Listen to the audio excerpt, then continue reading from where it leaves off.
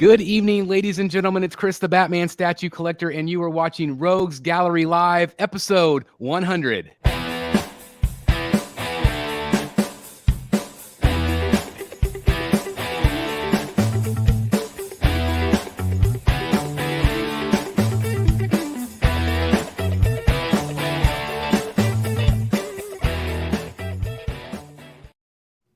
All right, welcome back. And like I said, this is our 100th episode of Rogues Gallery Live. And I want to thank each and every one of you that continue to tune in to all of our incredible live shows. These are just so much fun to do.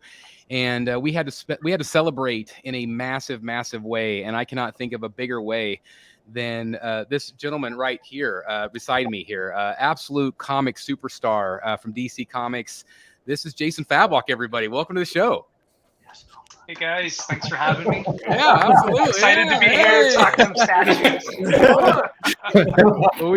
We are so incredibly, excited to have you on this program, and you join the ranks of, like Ryan Brown and Lieber Mayho and Sean Murphy and just some incredible DC artists. And I just want to thank you again for taking time to join our little show here. This is so incredible to have you here, and we're all big fans, and we want to pick your brain tonight. We want to talk about comics, we want to talk about art, we want to talk about Prime One Studio and all the incredible statues that Prime One's making based on your art. I want to talk about that process and what that's like for you. And hopefully if you have a little bit of time, maybe I'll answer some questions from the chat as well, if you're willing. Yeah, for sure. All right. For sure. Yeah. I'm here for the long haul. All right. At least for as long as I can. Yeah, absolutely. Whenever you need to get the hook, just let us know. And but seriously, anytime you need to go, just let us know and you're free, whatever you need to do. So we take it pretty easy here on the show. So anyway, welcome to the show. I also want to welcome Mr. Jeff Morris in the house. Hey, Jeff. Hey, I hope everybody's well. Doing good. We also have right down here below me here, we have Mr. Jeff Delaney from the Secret Sanctuary. How's it going, Jeff? Doing very well in sweltering Southern California. Hope it's a good show, everybody. Number 100. This is a big deal. It's a big deal. Alert Big the media. deal. So not only do we have Jason here, but also, of course, we are giving away this statue right behind me. This is courtesy of Sideshow Collectibles. It is the Darkseid maquette right there. This is the exclusive. Absolutely incredible statue, and I want to thank Sideshow for sending that to us so we can give it away live tonight here in the chat. And so all you're going to have to do is be here live, and I'll explain all that here in just a little bit. We're going to do a hashtag, and all you have to do is do a hashtag, and you'll be entered to win. And all you have to do, if you are the winner, is I do ask that you please pay for shipping. And the winner could be from worldwide audience. I know we're going to have people from all over the world watching tonight, so thank you very, very much for that. And again, I'll get into that here in just a little bit. So anyway, also we have Mr. Dan Default from Wayne Manor North. How's it going, Mr. Dan? It's going great. I'm glad I'm here live. I'm eligible for the maquette raffle, and I mean that's just fantastic. Absolutely. Better than normal. Hey, you weren't supposed to tell them how we were going to rig it. Damn it. Darn it. Hey, now you blew it, Dan. Way to go. And last but certainly not least, Mr. Eric B. in the house. Hey, Eric. Hey, guys. Happy 100th show. We got Jason Fabok, a giveaway, so it's going to be exciting. Looking forward to it. Absolutely. And again, I want to thank, we have 156 people watching 4 minutes in. So thank you guys so very much. I really appreciate that. Cannot wait to answer some of your questions, of course, and we'll have Jason answer some as well. So very, very exciting. So we'll kind of get things kicked off right off the bat here. I've got the first question for Jason, and here it is. Can you tell us a little bit about your art background and how David Finch actually became a big part of your start? Yeah, I started drawing when I was a little kid, and I always loved art. I always loved superheroes and Star Wars and Ghostbusters and all of that sort of 80s kind of nerdy stuff and cartoon shows, Batman the animated series, and I don't know. I really loved to draw. I loved Disney movies, and I used to sit there and try and like I would be watching a movie or a show, and I'd sit there and I'd try to figure out how to draw the characters, that I was seeing on the screen. And I remember when Jurassic Park came out, I was probably like 6 or 7 years old, and my dad got me a Jurassic Park. It was some sort of a magazine, but it had like a whole bunch of really cool concept art. And I remember, trying to take these little pieces of concept art and blow them up and draw them really big. And I just loved art. I loved detail. And so I started drawing, throughout my childhood, but never really thought of it. Never thought like, oh, I could make a career out of it. Actually, as I grew up, I had a love for film, and I wanted to possibly, like, my first real dream was to be a filmmaker, like a film director, and made a lot of movies in my backyard with my friends growing up. And I think a lot of that understanding of filmmaking has come in handy with, storytelling and, being able to visualize in my head how a scene should go and how the shots should go has really helped me, do comic book art. Because essentially, comic book art is essentially like, storyboarding or, telling a story through panels, like you would shots in a film.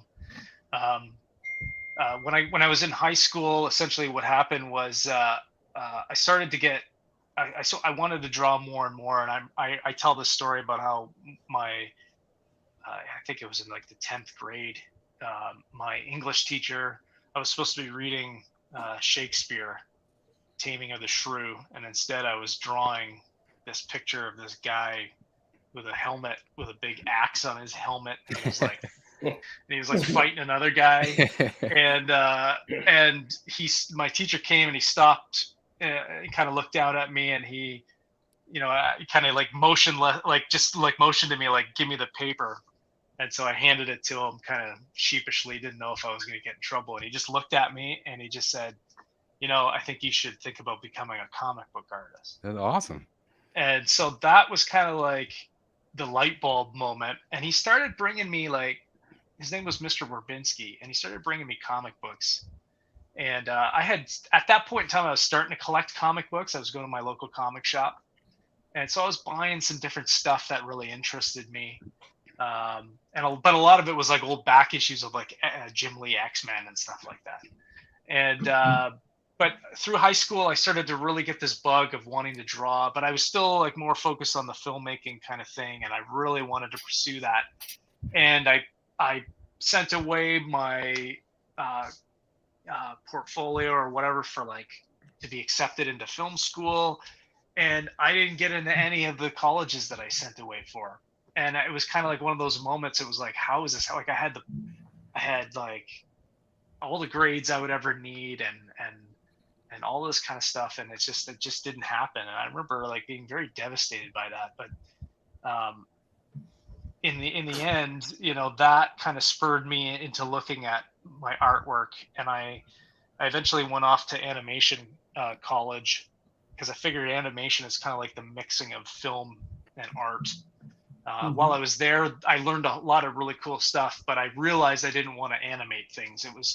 I wanted to illustrate. And so that's when I kind of started to go down another direction of like really getting into comic books again. I remember creating my own little comic book at one point all by myself, and I drew it and colored it and everything. And then years later, I was working on a portfolio, and one of my buddies from the animation college I went to knew David Finch. He lives in my area. He's about 40 minutes away or so, 30 minutes away. But we're kind of in the same area of Southern Ontario. And so a buddy of mine knew him, used to babysit his kids or something like that. And so he said, I asked him, my friend, I said, can you maybe like get my portfolio to Dave I just want to get a couple quick, critiques, what can I do to make myself better? And so he was able to do that. And then the email back from Dave was like, hey, why don't you come over tomorrow and I'll show you some stuff. Wow. So that was really, I was so nervous. I went over there and I was like sweating bullets and and he just ripped apart my art, but in a good way, like, because it was like he was really, like, he was picking it apart, but at the same time he was telling me where I was going right and where I needed to change. And then he gave me a little homework assignment and said, come back in 2 days, with this assignment. Awesome. He wanted me to draw buildings. And so he showed me how he draws buildings. He said, go back and draw me a cityscape with some buildings. And I think I went back home and drew like 3 or 4 pages of buildings, because I wanted to really show him, like, I want whatever. I knew he was, at that point in time, he was taking on apprentice guys and kind of teaching them. It's like, I want that. So I went back, and then, he ripped that to shreds, but then showed me what I was doing wrong and how to fix perspective, and said, okay, go back, do it again, And so I went back and I did that again. And if he told me to draw 1 page, I would come back with 3 or 4 pages, And that went on for like 6 months, and I would go to his house every other day, and he was very gracious with his time, because, like, I can't imagine, like I've never done that where I've taken on like somebody to teach them. Well, I have here and there, but it not to the degree that Dave did it with me. Like, I was over there every other day for like I said, 6 months, and he trained me how to draw like him. Like, that's pretty much what he was doing. This is how I draw, and I'm gonna teach you how to draw. And so I did that, and after about 6 months or so, he had moved to DC Comics. He was still at Marvel in 2009, early 2010. Then he went to DC, and he was kind of training me to be a pencil assist to help him with backgrounds, because at the time he was taking some of these guys, he was teaching him, and then like with like books like Ultimatum, where he was drawing just like huge cityscapes.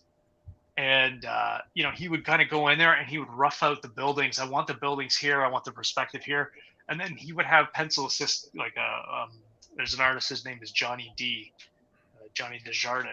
and he was kind of with Dave right before me, and so Johnny was helping him do some backgrounds and whatnot. And I think Dave was training me to do that, and I did that actually for 1 book. My first ever published work, technically, is X-Men Second Coming #1. I drew Washington DC in like from above, and so Dave was like, go draw. I was like, oh my gosh, like you couldn't screw up, because all the rest of the page was all done and had all of his great artwork, and I had to draw this one. So like, I think I erased it a couple times and went in there, so I did that, but he didn't have any pencil assist work, so he said, let's just send in your portfolio. And so we created a little portfolio. It was like a 6-page Batman story, and sent that in, and I got a job, and then that's kind of how it started getting the ball rolling. And worked for a bit, then didn't get any work for like 6 months, and then worked for a book, and then didn't get any work. So it was kind of rough at first, but he was right there, and he was helping me along. And I consider Dave a great friend of mine, and his wife too, Meredith, and both of them have just been such an important part of my life and my story. And I'm so eternally grateful for them for helping me get this start. And I, even to this very day, I still go to Dave sometimes and ask him for help with stuff. It's like, I can't get, like, what's wrong with this image I'm working on? I just can't. I've looked at it for so long, I can't see what's wrong with it. And he'll just go, oh, you got to fix this, And so he'll send me a little like doodle on top of the digital file I send him, and he goes, and I go, great, that's exactly what I needed. So he does help me, and it's been really good.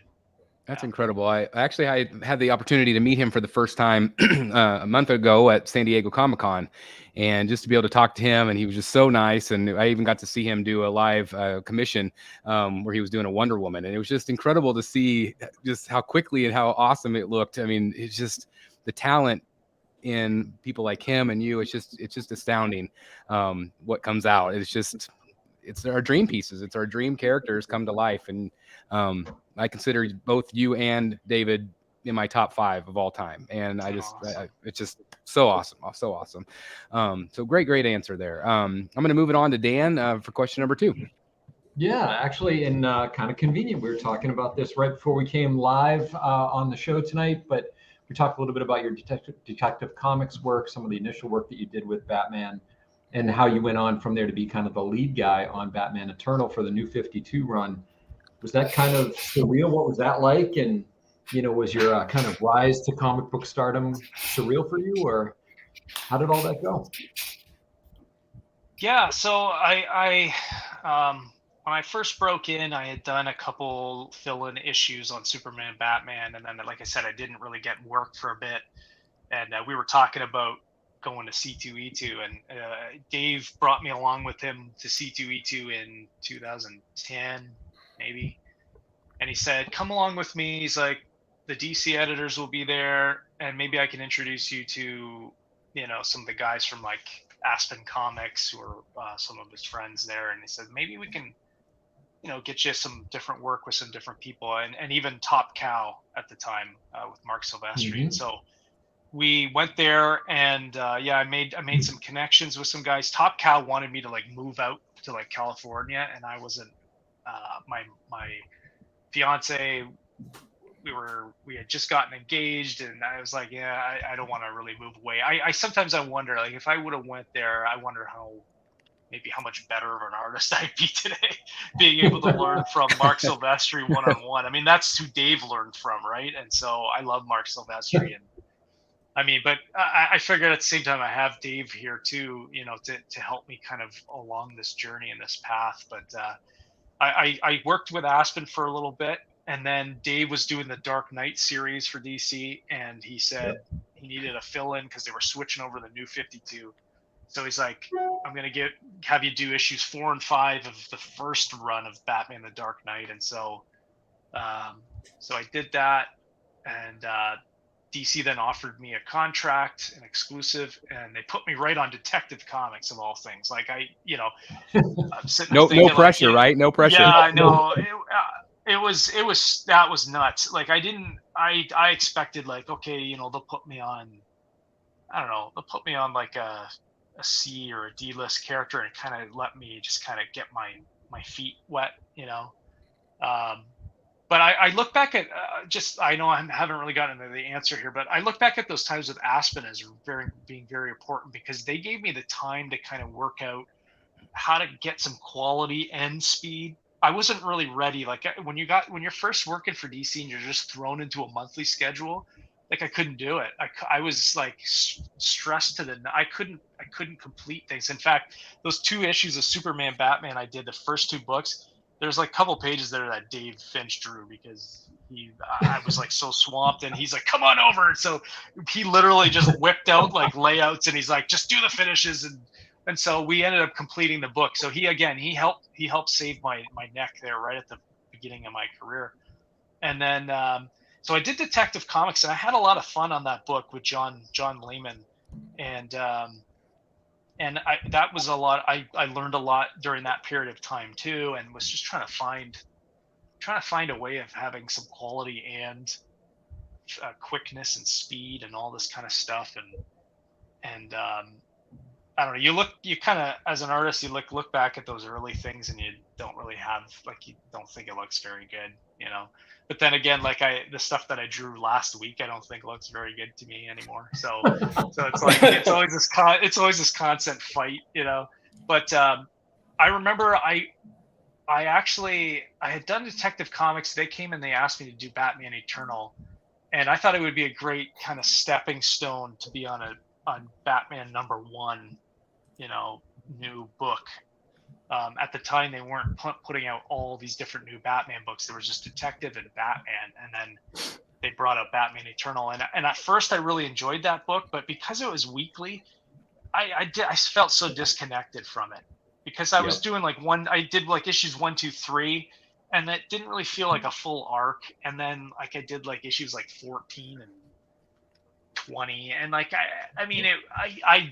I realized immediately that there was no interaction really. Like the writers had written everything so far in advance, there was no way for me. I really like to collaborate, and around that time I was getting hungry for that. I wanted to collaborate with somebody and really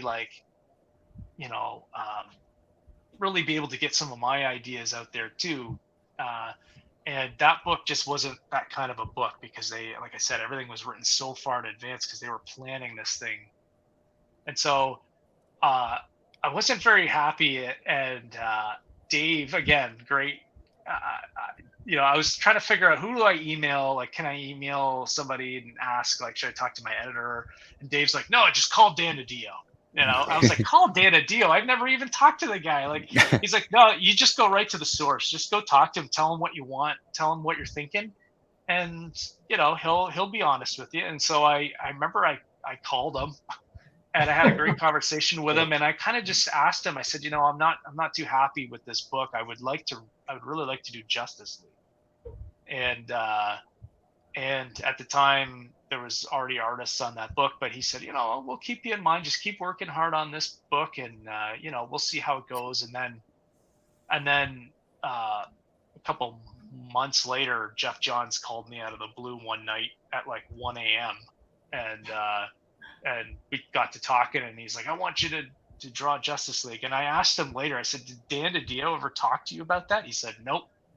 He's like, I had seen your work, and I really wanted to work with you. Wow. And I heard good things. So like, it was weird because like Dan, it's not like Dan went and told Jeff. It was kind of like, I felt like it was like meant to be at that point in time. So it's been my whole career has been surreal. I don't feel like I'm really worthy of it. I don't feel like, I don't know. I feel like I feel really blessed to have all these opportunities, and doors just kept opening for me. And I think a lot of it was that my work ethic. I was willing to put in the hours and the time. And but I tried to do my best with the time I was given in those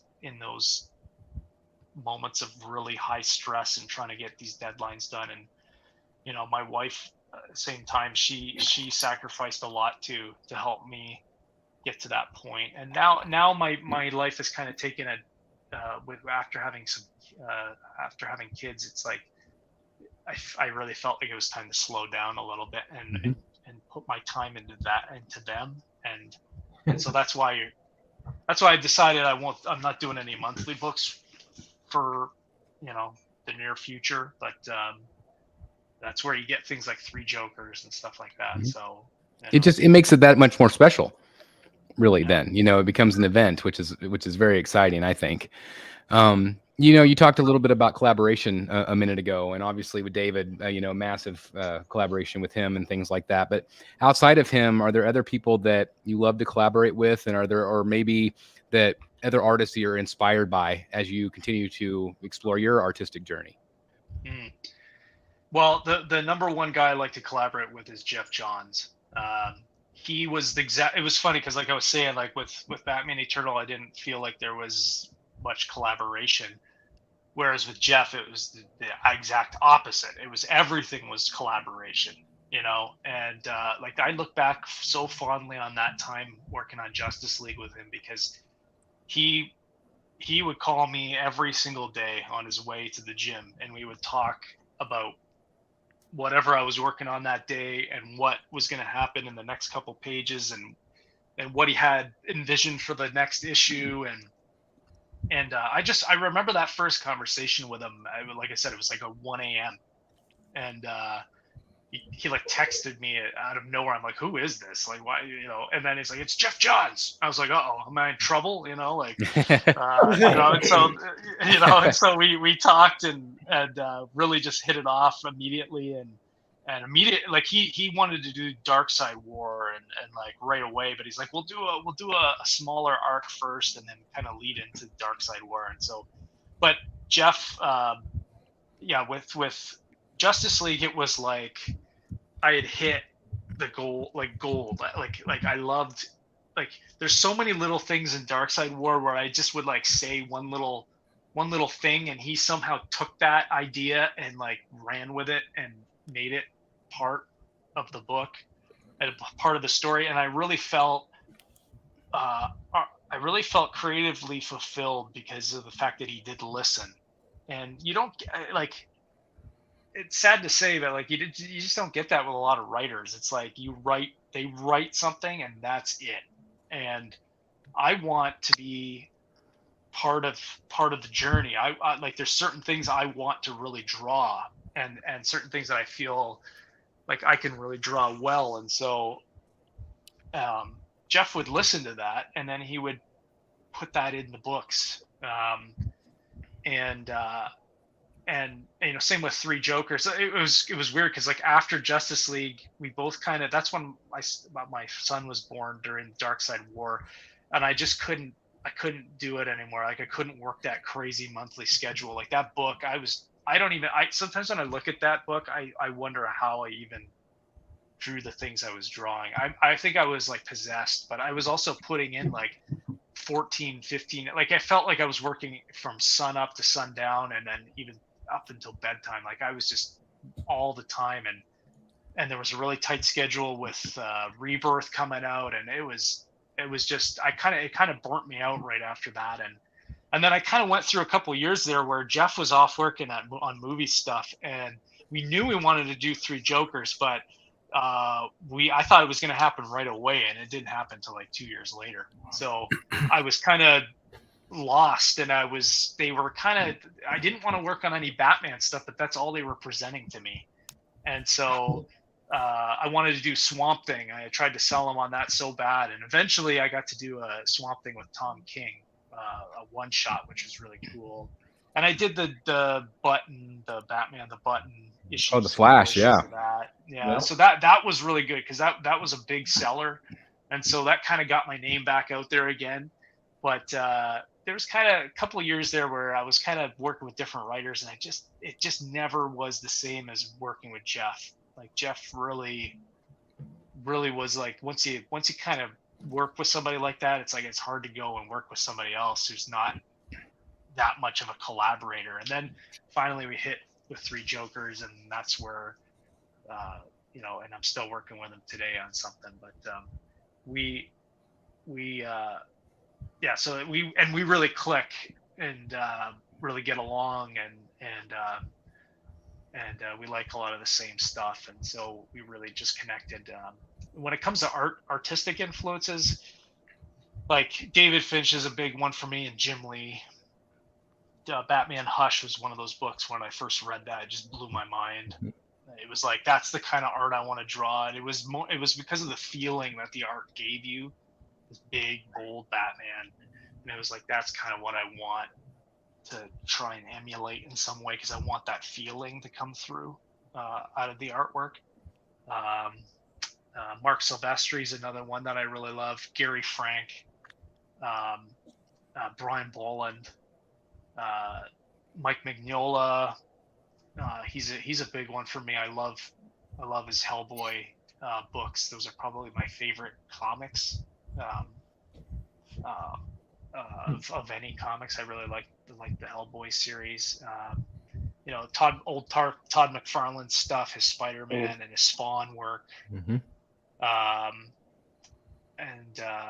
You know, so I don't know, and that there's so many. I get so much inspiration from so many different artists, but I would say like Finch and Jim Lee are kind of like really the guys that I was looking towards. And then I really like how Gary Frank, how he captures these great expressions, and I knew that was something I really wanted to work on. So I started studying a lot of his stuff and tried to capture some of those expressiveness out of the faces into my work, so that I didn't want things to look so stiff. But anyway, I try to bring in everything and anything, and if it helps me kind of get like right now the stuff I'm working on is different, so I'm trying to bring in like influences like Travis Charest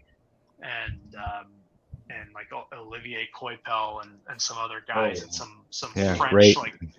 French sci-fi artists. Like I'm looking at a lot of like Mobius and stuff like that to try and get some little inspiration here and there. So that's awesome. Yeah. You mentioned Jim Lee. I had a chance to meet him last month, and I actually had one of my Prime 1 bats signed by him from the Batman hut, the Batcave. And so that's my goal, is to someday meet you and have something Prime 1 signed by you to have on the statue. I would love to have that done. That'd be really, really cool someday. So yeah. I think Jeff just left. Jeff's still here. Okay, Jeff's still here. I just want to make sure. Something. I want to make sure you were okay. I just wanted to grab something because we were just talking about. But this is like one of my favorite. You probably can't see it, but it's the lenticular. Oh yeah, reverse splash of Thomas cover. Wayne. It's nice. Great. Absolutely love that. Great that cover. was just like, that just tells the whole story. When you look at that.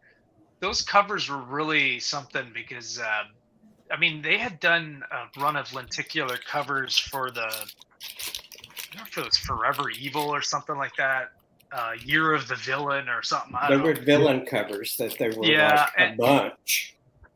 Yeah, I had done a bunch of them. I think I had done more than anybody had. Like I had like 10 or 12 of them I had done for that run. And then, so doing those Batman ones were they needed them quick. And I kind of knew how to do all the layers and get everything drawn the way they needed it. And that was cool because Jim Lee kind of gave me some quick layouts. He's like, I kind of want something like this. And so I was like, okay. So then I went off and then worked it and those were really cool covers, and I still sign a ton of those today. A lot of people bought those covers, very cool. Speaking of covers, I have to show off my my 3 Jokers wall. I wanted to show you what I have up on my wall here in the Batcave. Oh wow. I've got them all 9.8 CGC, and I've got the yellow one. I haven't mounted it yet, but it's I just got it back, and it's the autographed one. So just awesome to see all of these Joker covers on display. So anyway, I just had to show that off to you. Wow, I really appreciate that. Yeah, so cool. All right, we'll go to Jeff to the next question. What are your favorite characters to do? Well, I think the obvious one is Batman is probably my favorite character to draw. Good answer. He's such a versatile character in the sense that you can draw him really bright and shiny and very little shadow, and he works. You can draw him very cartoony, and he works. You can draw him super dark and just black it all out, and it works. And so you could cheat a lot with Batman too. If when you're running on deadlines, and it's like, oh, I gotta draw Batman up on the cityscape, you can just draw a silhouette, and it just works. You can't really do that with Superman as much. But he's the easiest one, and he's the one that I've ever since a kid I've been, I just know in my head like what I want to see out of the Batman image. One of the hardest characters that I don't like drawing is actually Superman. I really struggle with Superman, and a lot of people will say, "Oh, I really like your Superman," but I have to fight those images because I just don't know what it. I think because I have this perfect image of like what Superman is, like going back to like, the old like Kurt Swan and all this kind of stuff, and it's like I just can't capture that. And so he's a character I want to be able to draw and really just go nuts with, but he's very hard for me to capture. I think that World's Finest #1, Batman Superman, is like, I don't know that there's very few other versions of them for me that I think are, that's pretty definitive. That's like crazy. I'm like, Prime 1 should do that Superman in a statue, because that's like, Superman's hard for, there's so many different versions that they do that it's like, it's not quite there. I think very few people, for me, Jim Lee gets him right, you get him right. And because it's, it needs to be a little bit more than just a regular man or regular size and a look and the face. Because the face has to have, there's something in there that a lot of people don't get. That the human that's, didn't come from Earth, but that humanity is in there. Mm-hmm. So I don't know. I see it in there. Yeah, I think Gary Frank is my favorite Superman artist, and he's done so many great Superman things, and he really captures like that almost a Christopher Reeve-esque look in the way he draws Superman. And it really has that twinkle in his eye. So when I was drawing Superman, I was looking at a lot of that, and Jim Lee.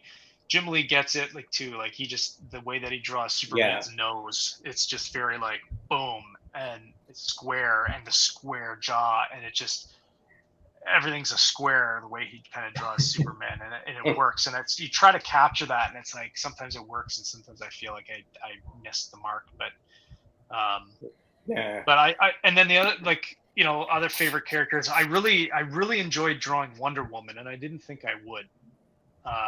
When Jeff had said like, oh, Wonder Woman's going to be one of the main characters we're going to focus on for Justice League, I was kind of like, really? Like, I don't know. I've never really paid much attention to the character, and then I kind of really fell in love with drawing the character.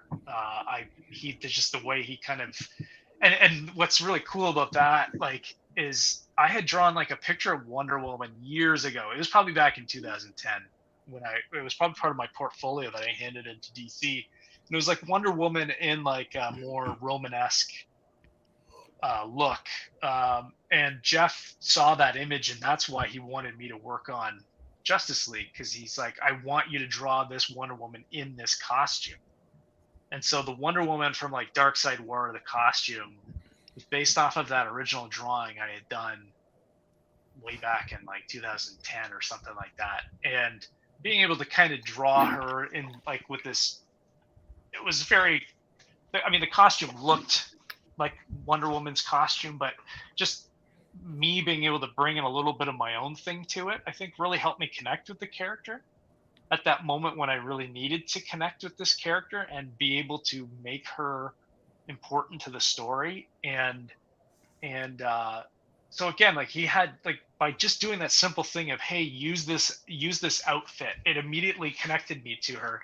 And then the way I kind of approached Wonder Woman was I just drew her like I would draw essentially a male hero, but with a female body, because I wanted to get this power that would come through, but I also wanted that beauty and that sexiness too.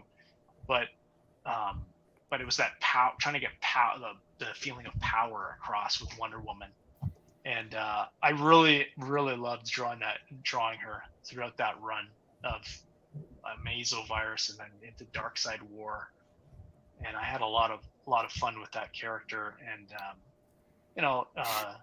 and then another character that's really hard to draw is the Joker. And I had to draw.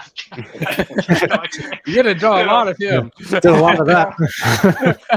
That was a fight. Every single image was a fight. Again, it doesn't come because he's got such a weird, unnatural face that you don't draw it right, it looks off. And so I would redraw things so many times to try and capture that look. And I was really looking at a lot of Brian Bolland for that, because I think he draws a definitive Joker, so. Just awesome. Well, I mean, we're speaking of the Jokers. I think that just goes right into our next question, Mr. Delaney. I think that's mine, actually. I'm sorry, it's Eric. I'm sorry, that's my bad. Yeah, it was a perfect segue to the next question. Yeah, it was. Yeah, so you mentioned you didn't like drawing the Jokers. Your three Jokers covers are so iconic. Can you walk us through the process on how those were created, and did you always plan on doing so many variants? Yeah, so actually, let me grab my portfolio book. Ooh, that's awesome. 1 sec. Cool. Yeah, that's very. I have a couple things here, and I can even share with you guys some artwork that was never used. Oh my gosh, this is very exciting. Just 1 sec, let me. Again, I'll show everybody the covers that we're talking about here. It's, of course, is Batman the Three Jokers, and what I showed you on my wall. Just incredible Jokers spanning iconic versions of him basically throughout comic history, which is very exciting. Really good stuff. All right. So the Three Jokers covers, right from the beginning, I knew exactly what I wanted. And because Jeff and I had talked a lot about Three Jokers being a sort of spiritual successor to Killing Joke. I really wanted that big image of like a face, you know, like I got the absolute Killing Joke here, you know. So like, Great book. you know, this is such a classic image, and it just works so good. And even that image there, Yep. you know. Yeah. And so I really wanted to kind of capture that. And so I had just pitched to Jeff right from the beginning. I was like, we should just do these big close-ups of the Joker. There's 3 Jokers. There's 3 issues. We should do 1 Joker on each of the issues, and we should find some sort of a pose that kind of is going to tie into the book in some way. And then I had even suggested, I was like, well, why don't we do, if we're going to do that, let's do a hero variant. So let's do the heroes, you know, Batman, Batgirl, Red Hood. And so, yeah, that's a 9.8. Yeah, all of mine are 9.8s. Yeah, that's nice. I got to get some of my books done so I can have them protected and hand them off to my kids one day. Yeah, absolutely. So we started doing, so the main covers came first, and so like I have like, this is all like the original art. I don't know, my lighting in here is so Oh my gosh, that's awesome. Oh wow. but like that's the original like inks. Nice. Wow, incredible. You know, for the different faces here. And so like what I was doing too is like here, like I did like a penciled sketch. Oh wow. Yeah. Wow. And then once I kind of figured it out, then I like light boxed it, and I inked it so I could really get it the way I wanted it to look.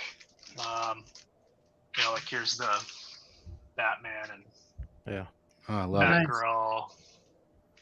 Love it. Like I have all the different variants in here. See, here's a page that was never used in 3 Oh. Jokers. That is awesome. But there's the playing card there too. Oh yeah. I drew it really big so that, you know, we could get all the detail out of it. And then like, you know, and then these variant covers, actually before I get into variants, I'll show, like I don't know if I have them in here. They might be in storage somewhere, but I had done multiple takes on some of those covers because I just wasn't happy with the original ones that I did. And then near the end of the book, that's when I actually drew those final. Yeah, I don't have them in my portfolio, but I did like a Batman, Batgirl, Red Hood, and the 3 Joker images. They were essentially the same poses, but the faces, it just didn't look the same. I kind of, as I drew the book, I figured out how to draw these characters better. And so then I kind of came back. And then all of the variant covers. So what had happened was we wanted to get the book out in April of 2020. And we kind of surprised DC. We were off working on that book, and I think they thought that we were like a lost cause. Like it was taking us a while to do it. And I don't think that I think they kind of almost forgot about us in some way. And then all of a sudden Jeff was like, no, we want the book to come out April 1st, April Fool's Day. And DC started scrambling, and they were like, well, I don't know. And then that's also when the pandemic kind of had hit too. So shops are kind of closing down, and around March of that year and everything. And so we're kind of like looking back, and I'm glad we didn't put the book out on April 1st, because it probably would have went out to die. Because everything had shut down, the whole world shut down. So yeah. They said, okay, well, we're going to put the book out in November. It's going to give us, or I don't know, it was in November or September, I forget. But they were like, you know, this will give us a bunch of leeway and a bunch of time to actually like build up a marketing campaign and get the word out and all this kind of stuff. And originally all I wanted was the 3 hero covers and the 3 Joker covers. That's all I wanted. I wanted 6 covers. That's it. Yeah. But, you know, major part of DC selling stuff, or all of comics selling stuff these days, is you got to have a million variant covers. Yep. I would have. And they came back and they were like, we're going to have all these great artists come and do variant covers for the book. And I said, no.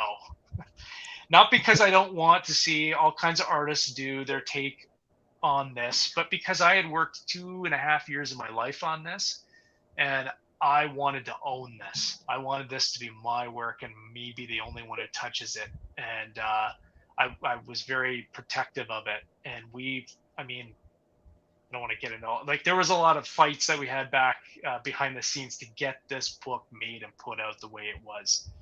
And there was a lot of bumps and all kinds of stuff. But I said, how many variant covers do you want? And they said, I forget what they said, like 20 or whatever. I can't remember how many there are, but I said, okay, I'm going to draw them all. And they kind of looked at me stunned. And I said, well, like the book isn't going to come out till November. This was like in April. Like I got lots of time. I can work on these. I'm done. The book's almost done.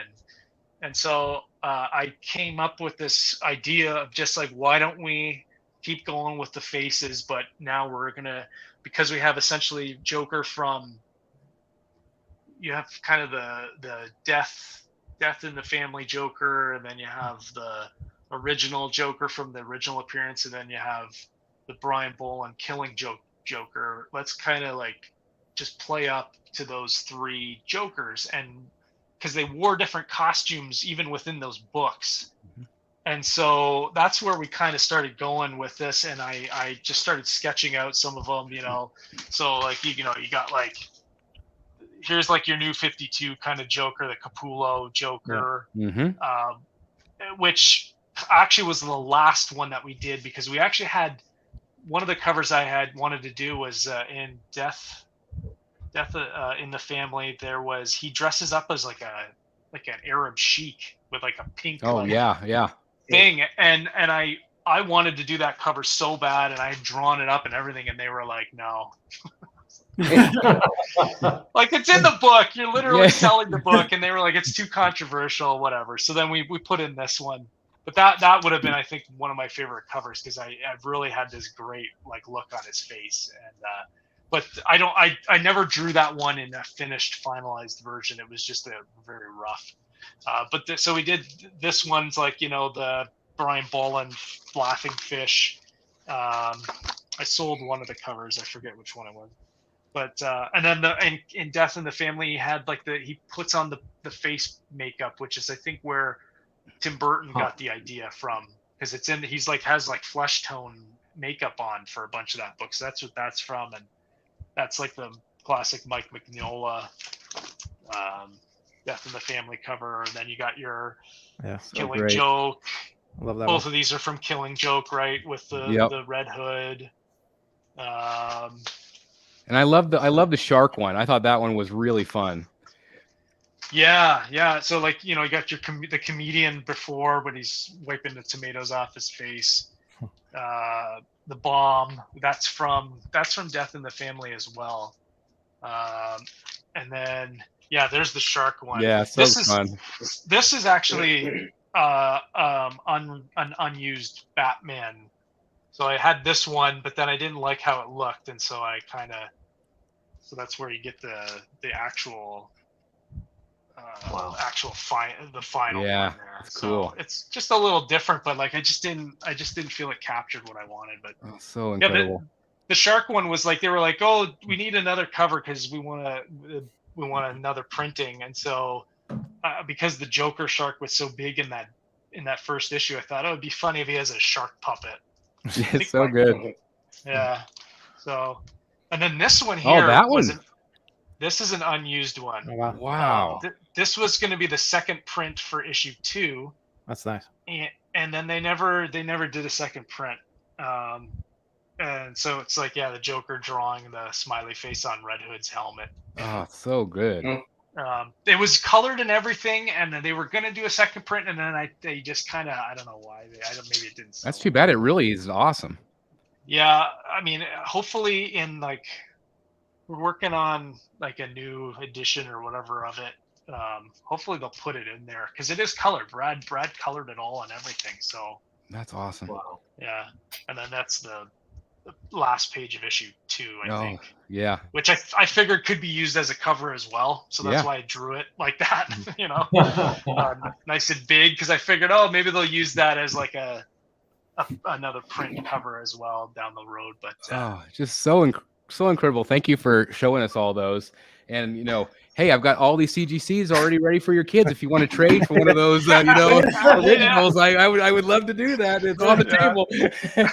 You don't even need to send off. I had to put it out there. So anyway, that was so incredible to see all of those just epic covers, and I'm so glad you showed us the ones that didn't even get printed. Like, that was so cool to see that. That's just really, really cool. Yeah, I haven't really showed that. I think you guys are probably the first guys to see that. Some people, I was at the Fan Expo Con the other week, and somebody was looking through it. They're like, "What are these covers? I didn't see these." And so I was telling them the story, but I haven't even showed those online or anything like that because I don't know if DC necessarily wants me to. But, oh well. Yeah. You guys get a sneak peek. Really appreciate it. Thank you very much. That's awesome. That's awesome. Only for the 100th episode, right? I mean, that's it makes it even more special. So thank you very much. All right. Well, great conversation there. Let's move on to Jeff Delaney now. Yeah, there must be some characters that you want to tackle that you haven't had a chance yet. Can you talk a little bit about that? Yeah. I think at DC, I pretty much tackled most of the characters that I would want to do. Like I mentioned before, Swamp Thing. I wish I could do a longer run on Swamp Thing. That would be awesome.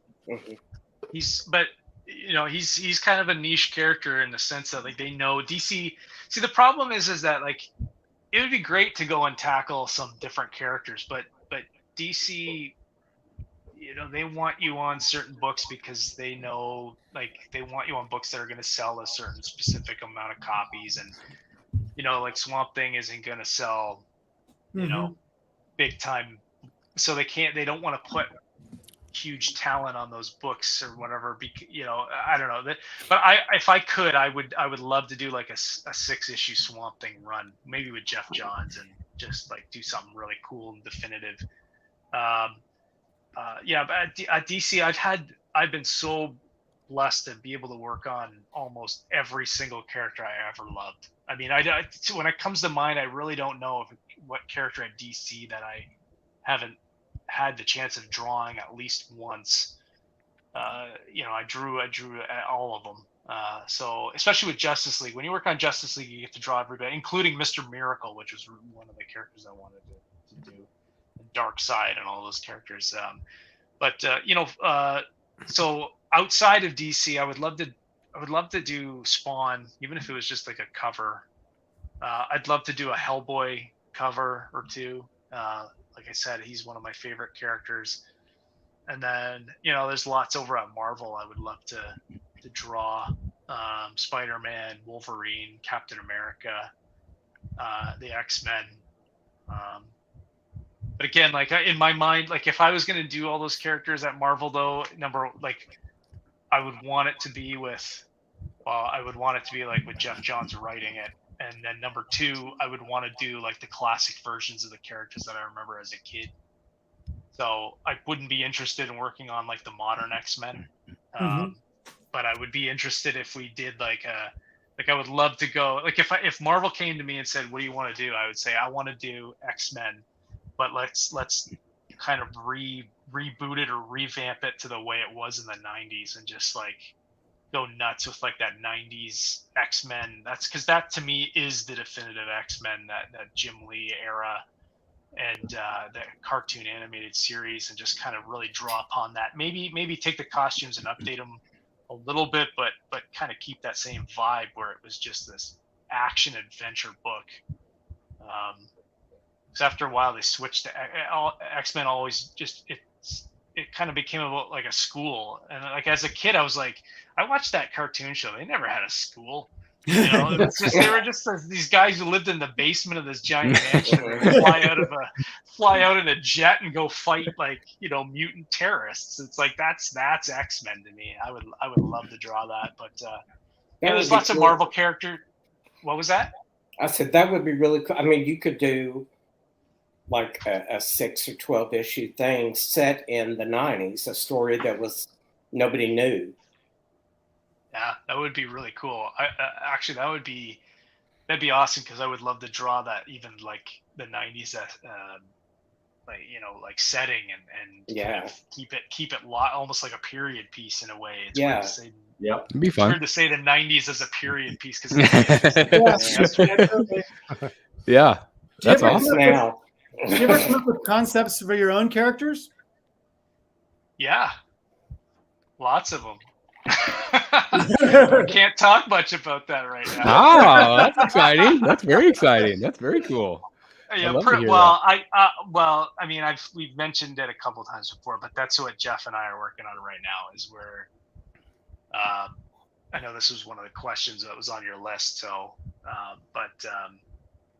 we I kind of feel like I tackled everything I wanted to at DC, and I feel like the future is to kind of move into creating your own things. Cool. And the tough part is like it's a gamble. Like, you can go and like if I went, like if Jeff and I said, hey, let's go, we want to do Spider-Man, and that was actually a thought that we had at one point.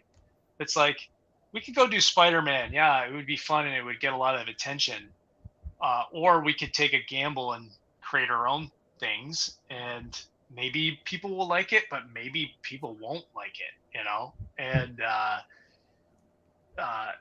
but I feel, I don't know, like to me, it's like I feel I'm at that point where I want to explore some of that, and I've kind of explained it like, when I first came in the industry, I wanted to be like Jim Lee. I wanted to rise up in the company and be like a guy that could be trusted with these characters to do big events and big books, and maybe even eventually one day like get high up enough to actually like take over or to lead, be in a leadership position. I really kind of saw myself as eventually maybe getting there. But then I really started reading a lot of, like I mentioned, Hellboy and Todd McFarlane stuff, and I've always been such a huge admirer of Todd McFarlane, even when I wasn't reading his stuff. And I've always admired him and Mike Mignola and even like Robert Kirkman for the fact that they own their own things and they created their own legacies, and they created characters that have stood the test of time and that are theirs. They own them, and they can pass that ownership off to their children one day. Mm-hmm. Whereas at DC, I don't own anything. And I mean, if they wanted to, I don't know. I hope they would never do this, but if they wanted to, they could possibly cut us all out of all royalties one day, and that's it. And I don't earn anything off of what I've made. I don't think they'll do that, but you never know. Whereas if you create your own things, even if they aren't a success right away, who knows what they could be down the road, and maybe your children inherit those things, and maybe they are approached one day and they can be blessed through what you were able to create. And so I've always looked on with kind of jealousy at some of the guys like Steve McNiven and Capullo and Sean Murphy working with guys like Mark Miller and seeing what they were doing, and I was like, I would really love to be able to do something like that. And so Jeff kind of started doing his own stuff through Mad Ghost, and he did Geiger with Gary Frank, and they're working on another book called Junkyard Joe. And so we're collaborating on something. We've been working on it for about a year and a half now, and we can't really, it's not connected to that Junkyard Joe universe. It's our own thing, and we're kind of creating our own universe of characters that I had actually, the lead character is a character I actually created when I was in high school. And so it's something where I've like been building this character for years, and then when I pitched it to him, it just was like a light bulb went off in his head, and he knew that was what we needed to do. So that's kind of what we're doing now, and it's kind of morphed into this whole other thing right now, and we're really we're taking a step back right now and kind of looking at it, because it might, I don't know, there's some really exciting stuff all of a sudden coming out of nowhere with this thing that we haven't even announced yet, but a lot of people within the things that Jeff kind of, the people who he talks to in the entertainment industry have like seen it, and they're really interested in what we're doing, and it's like it's kind of taking off in a different zone. And again, it's not even out yet. But I don't know. It might nobody might like it, but I think we have a really cool idea, and so that's kind of. And we have multiple ideas. Like we sat down one day and had a brainstorming thing. We came up with like 4 or 5 ideas, and it's like, yeah, I think over the next 5 years we'd like to tackle a bunch of these. So that's kind of where I'm at right now. And I wish I could show off all kinds of stuff, but we just we're holding it back for now. Hey, yeah, we understand completely, but it's exciting just to know that exciting things are coming. You know, that we have another 5 years, like you said, of really cool stuff coming our way. So that's always, as fans, we're always excited to hear that, even if we just get little niblets. You know, that's fine. I want to switch gears. I've been dying to talk about this stuff now. Of course, I'm the Batman statue collector, so I collect Batman statues, and I want to know a little bit about your relationship with Prime One. How did that first come about, and what's that process like going from the 2D to the 3D? How much are you involved in all of that? Yeah, I think all of it kind of came about. I was on one of the Prime One collector groups on Facebook, and I was loving seeing some of the stuff that people were posting of the different statues. And Jeff Johns had actually sent me a statue right when we were starting Three Jokers. I have the Batman Arkham Origins, I think is what it is. It's over there in the corner.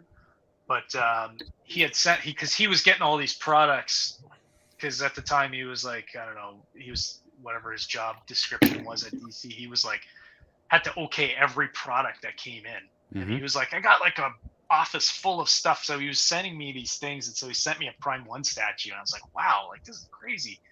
And so I was on the Prime One group, and I was commenting on stuff. And then all of a sudden they contacted me. They messaged me and they said, hey, we see that you're a collector and that you're into this stuff. And so they said, let's work on some designs. And so we started, you know what, that might have been even back when I was right after Justice League. I don't know. It was quite a while ago, because the first original statues that we had designed were actually Justice League statues. Oh, interesting. Wow. Yeah. So we had done, so essentially they wanted a Batman, a Wonder Woman, and a Superman.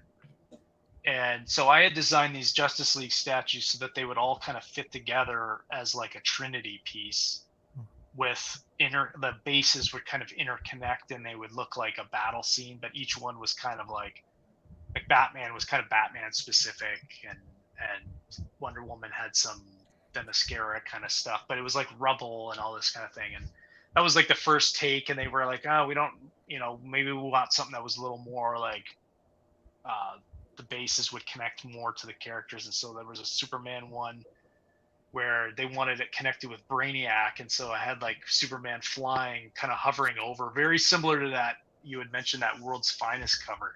It was very similar to that pose, a little more aggressive. And then there was like a Brainiac ship was underneath them, and there was like this arm of like a Brainiac thing, and Superman was going to be like holding one of the robots, or you could put it in his arm.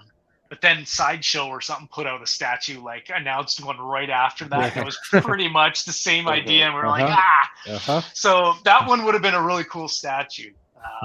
And so that was scrapped. And then the Wonder Woman one I had originally was kind of like her standing over like it was like a dead griffin creature, and it would have these wings that kind of were wrapping up around her and everything. And so, and then the Batman one was always kind of the same, like the Detective 1000. It was kind of very similar. It was like Batman standing on a building, but I had designed it so that the building from above, if you looked down at the base, it would make a Batman logo. So it was very hard to like design a building atop of a building to actually look like a Batman logo. Like it was very hard to design that. But so those were kind of the original ones, and then they had come back after a while, and we did the Grail statue as well, which they made, but then I kind of at that point I was like, oh, not many people are going to know who this character is. She's like, right here. I have her up on the screen here. Yeah, that was a pretty cool statue, but like she's a. I wondered if it wouldn't get that much attention because she was a very new character, and I think if they're probably going to hold on to it, and if she ever comes out in a movie or something, then they'll put it out. But that was the first one we actually ever designed, and I wish they would even just send me like the prototype because it's pretty cool. And a lot of people were really disappointed because I mean, obviously it's a very beautiful statue, but I understand like maybe people didn't really, she's so new that people didn't connect to her. But I hope you're right because I hope they don't scrap her completely because it's a really great sculpt and really great portraits, as you can see, really beautiful. Yeah, it's a cool piece, and I think, I think if one day down the line, maybe if they put her in a movie or something, and she starts getting some fame, then they'll probably bring it back out. But we had done that, and then they were kind of like so we had these designs, and they were even I was getting back like 3D sculpts from the modelers for these 3 Justice League kind of statues, and then they decided to kind of scrap that, and they said we want to do something where they're like we want to do something different because everybody's kind of we've done so many of these like single character statues, so they said we want to do like battle scenes, and at the time I was kind of like knee deep in 3 Jokers, and I didn't have much time to like devote to like coming up with 3D turnarounds, and so I think we had even just talked really quickly like what if it's this, like what if it's like Superman. They wanted Doomsday. It's like, what if it's Superman versus Doomsday, and what if it's Wonder Woman versus like a Hydra or something like that. And so, and then it was going to be Batman versus like the Batman Who Laughs. And I was like, well, I've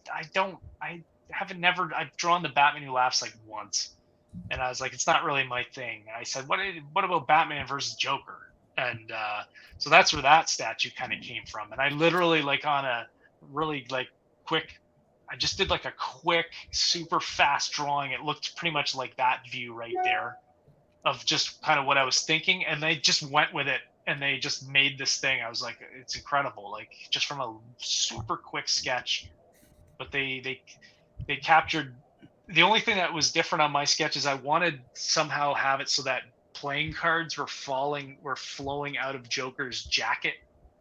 And so that'd be cool. They would like kind of, it's almost too bad you couldn't like do it so that they could just connect on magnets or something like that. And so you could have them like on Batman's leg and, kind of coming up. So it looks like gives you the sense of motion, but it probably would have been just a pain in the butt to do. But that was just like a simple sketch I did for that one. And same with the Wonder Woman and the Superman versus Doomsday, like the models were already made because they were already sculpting the original design, so they just kind of took the design and reposed it, and wow. Like the armor and everything I had designed for this Wonder Woman is kind of like an original take where I really wanted all these feathers and stuff like that to like be running down through the breastplate and everything like that. And so it was kind of neat, and because they kind of wanted something that was like that next to like the movie kind of design and my original Justice League kind of Wonder Woman. So that one's really cool. I love how that one turned out. And then so sometimes with them it's like I'm gonna hand you a bunch of sketches and we're gonna do 3D turnarounds. Other times it's like they're just like, give us a quick like 1 minute sketch and we'll do it, and that's kind of how it was with that Joker and being kicked into the thing and into the vat of acid. And then like for things like the Batman, the Grim Knight Batman that's behind me over there, it's like they based it essentially just off the cover. And so they were like, they kind of came to me and they're like, we want permission to use your name and stuff like and tie this into like this line or whatever. And so I was like, yeah, sure, like that's really cool. But I didn't like do any designs. They pretty much just took the cover and did it, like and I was like blown away by that. I was like, wow, like that's really cool. And same with like the Dark Knight's metal line. Like a lot of the different statues of those characters are all based off of the covers that I did. And so they kind of just, they were like, we would just like your permission to kind of to promote it, like kind of tying it in with your name and stuff. I was like, yeah, that sounds great. And then what was the other one we did? Oh, the Penguin one. That one again was based off of a cover that I did for one of those 3D lenticular villains covers. Yes, of course. And so they were like, we want to do this. But then they came, like, the cool thing with this is they were like, we want to do like a Batman piece that like kind of will stand above him or be like over top of him. And I was like, what? Like, that's crazy. Like, how tall is this thing going to be? You know? So, yeah, 43 inches, I believe it is. Yeah, it's crazy. Yeah. So, and then, like, again, like that was like, I had done like a commission for a guy, and it was this kind of very similar pose. And I was like, just do this. Like, this is a cool pose. And so they took it, they changed the arm a little bit. Like in the commission, he's like holding a batarang on his lower arm, but they have him like grabbing the rooftop. Yeah, and then I kind of did like, they were like, well, we want a different costume. And so I just I kind of did a really quick layout of like a design, like it's kind of similar to his new 52 design, but I kind of added a little bit of detail and just said, you know, let the sculptor go nuts. If he wants to put some things in there, put more detail or whatever, just go for it. And then I did the heads of the penguin too. It was like they wanted, like, I suggested like, well, what if you can switch out the heads to like different eras? Like it would be cool to do like a Bryan, the middle one's kind of like Bryan Bolland from his one shot Batman story that he did. I forget where it appeared, but it was at the back. It's always at the back of Killing Joke. And he's got a great definitive penguin. So I was like, let's do the Bryan Bolland head. And then I said, like, let's do something kind of like Danny DeVito, because that's how he appears in the comics sometimes that way too. They always want everything, like, if you're not doing movie stuff, they want it tied in with something from the comics. So some guys have drawn the Danny DeVito style penguin, so it's like that kind of can fit with that as well. You know? And Prime One threw everybody a big bone because I collect the Arkham line. You said you have one of the Arkham pieces. I actually had the whole Arkham line, and I sold most of them, and I just started over here, you know, putting them all back together. I've got Freeze, and I've got Scarecrow, and Killer Croc, and I've got like Azrael over there, and I've just purchased Two-Face and Batman back this week, and so I'm kind of getting that collection back. And they never did a penguin, and people were all really upset, and so they are doing that Arkham penguin head too, that kind of that fourth bonus, which is really cool. Did you have input on those as well, or were they just their artists did what they did? Yeah, their artists just did what they did.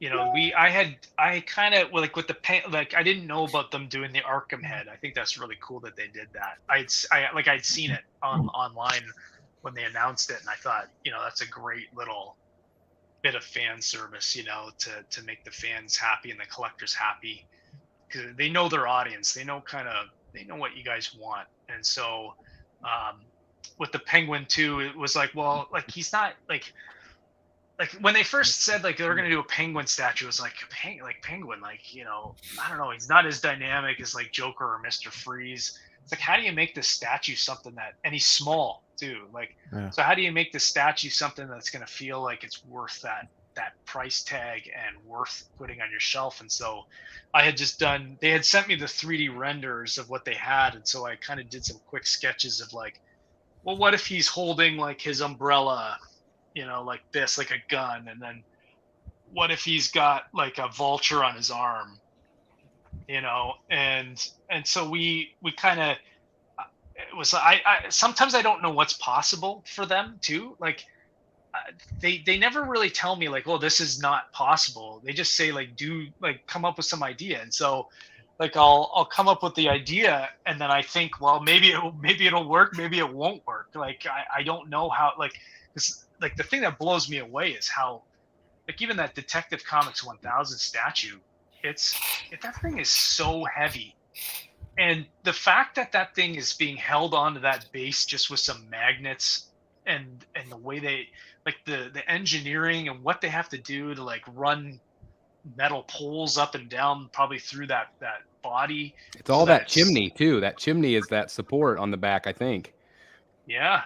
So it's crazy, like, the amount of engineering that they have to do. I would love to, like, it would be cool if they did some sort of a thing where they actually went behind the scenes and kind of showed some of that thought process that goes behind something like that, because I'm very interested to see, like, how they even, I'm sure they're using molds and stuff, but, like, how do they run the metal through the molds so that everything connects, and the magnets, and, you know, they're great statues, and they're really well thought out, and it probably, I wonder how many prototypes they break too as they're testing them. You know, I bet quite a few, but I think they've gotten so good at this point. You know, just the engineering, all these statue companies, they clearly, I mean, they push the boundaries of what they were able, because they all used to be museum poses, and now they're so dynamic. And Prime 1 especially, I mean, I've probably had 30 Prime 1 statues, and you know, they just all continue to get better, and the bases continue to get more dynamic and bigger and heavier in a lot of cases, like you said. But I want to transition into talking about Detective Comics 1000. Obviously, one of you know, the most iconic, in my opinion, images of Batman in a very long time. Obviously, this great cover, and that did inspire a statue. And Dan, I know you have a question to ask, and I think Jason's going to give us maybe a little tour of the statue here. Yeah, so we've kind of heard in the groups, and I think from you yourself, Jason, that you got the statue in hand. So we're all dying to know what you think about it. You've given us fantastic insights into your art. Do you feel like the statue kind of got it? You know, does it convey kind of, you mentioned how, you know, you love when the artwork conveys a certain feeling. Does the statue get that done? And yeah, we'd love to just hear what you think about how it came out. Yeah, if I can, let me see if I can, because I have to set up my statue in another side of my house here, but I don't know if I can. Can I flip my camera? No. Let's see. I don't know if I can flip my camera when I'm on here, but so, like, this is, if I can get it. So I have it here. There we go. I have it here on this, on like a. We got the boxes in, and I was like, where do I even put this thing? I wanted to put it in my office, like right next to the other statue, but the cape is so high that it wouldn't fit in my little shelf area there. So we had to kind of just. That's been everybody's problem. Yeah, he's massive. So like this, it turned out really, really well. It's hard to film where I'm like holding it like this, but yeah, like the face sculpt and everything like that just looks incredible. The way that the smoke wraps around this base is really blew my mind, because it's like just held on with a magnet over here, you know, and it's coming up, and you got these little bats, and it's a really cool piece. The thing I would love to do with this is actually have it, like, if I had like a place where it could be actually sitting up higher, it would look really cool, because then like you'd get that sense of like it looking, you're kind of looking up at it, right? So, but like I'm blown away by the cape and just how big that cape is, and like the boxes too that it comes in, like these like I couldn't believe how giant these boxes are. You know, like they're huge, like they just like you know, like when they showed up, I was like, it's 2 boxes. Are you kidding me? Jason, you should see my storage unit. Yeah, it takes up the whole place. You could stack the boxes and put the statue on top of it. Yeah, no kidding. Yeah, so I think it turned out really well. You know, there's always things I think I would change on anything that's like a piece of artwork of mine, you know, like but the thing with this is, it's like, you gotta kind of just like, you give your 2 cents, and then you gotta let them kind of handle it and figure it out, and let the sculptor do his job. And you don't want to be too picky and nitpick everything. And so, but I think it turned out great, and I think it's you know, it really just kind of captures the look of that cover and just has a great shelf presence. And you know, I'm really happy. I always I come downstairs here, gonna go into my office. I always stop and look at it. 'Cause it's like, whoa, that's really cool. It's kind of an engineering feat how they got that cape. I think we're all guilty of doing that Work once. like that. It's amazing how they pull that off. Yeah. Yeah, It feels like it might be semi hollow in some areas, so that it doesn't have so much weight to it. Mhm. But I don't know. Again, like I don't really know. Like the body and the cape is all one giant piece, and then the head, you know, you snap the head on. But the body and the cape all came in like the biggest box. It was like, That's crazy. Oh my god! My the wife cape had to is attached. Yes, the to cape and the body is all one giant piece, and it came in this giant box here. And Wow. I had to have my wife, like my wife had to help me like actually like pick it up and put it on top of this. And I was like so terrified, you know, it was gonna break or something. But it's I mean it's solid and yeah, so like this thing weighs so much. But it's awesome. It's just one of those. Yeah. It's really cool to like see that come to life, and you know, where am I? There I am. It's just incredible. Yeah. Personally, I think they're doing a great job of capturing your artwork. Yep. Yeah. I agree. You know, like there's the, what do you call it? The Grim Knight. Grim Knight, which was the first one that actually came. Like I had 2 of these arrive in like 1 week. So. It was like, whoa, you know, but this one turned out really great as well. And, you know, just a really cool piece. Did they send you the regular, or did they send you the one with the multiple portraits?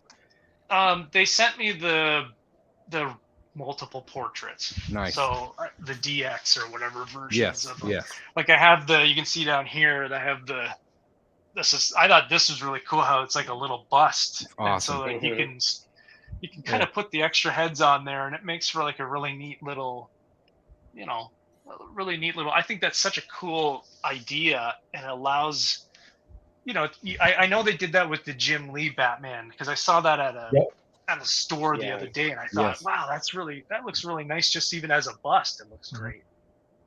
You know? Well, it also, the great thing about Prime 1 is, and I'm a major Prime 1 fan clearly, but I love the fact that you can take those different head sculpts and give it a different new look, where, you know, if you've had it for a while and you want to give it some, you know, give it a new flavor, you can switch it out with a different portrait, or, you know, he's looking to the left, or even the, you know, the chest portrait. Obviously the one that you have on display is accurate to your cover, but to be able to display it with a different chest emblem, or, you know, whatever, or a grapple gun or whatever, you know, it might be. I just always appreciate Prime 1 and taking the time to offer those little busts, like, because you can display them right beside your statue if you want, which is great. Yeah. It's really nice. The fact that they would give you these, like, these are already pretty expensive statues, and the fact that they give you like you said, extra heads. Like this one came with like I think 4 heads, the detective one, and so like you can. So depending on where you display that, it gives you like a different set, like a different pose. I've even thought like that would look really cool, like more on its side, and then him like kind of looking up, like off to the side. But like because you get a different kind of view if you turn that statue like looking at profile. Like it's like a different kind of takes on a different pose and everything. And like they have it kind of like that on the side of one of the boxes. And it's like, wow, like if you had the space where you could do that and put it in a different kind of pose, like the cape, that's the only thing, the cape is so big. It kind of limits where you're going to be able to put it. But I love the fact that they do stuff like that. It's a really, really cool, you know, little touch that I think that they makes their statues stand out. I don't know if other statue companies do that, where they give you different portraits. And there are some, but usually Prime 1 gives you the most. Not lucky always. Sometimes you get 1.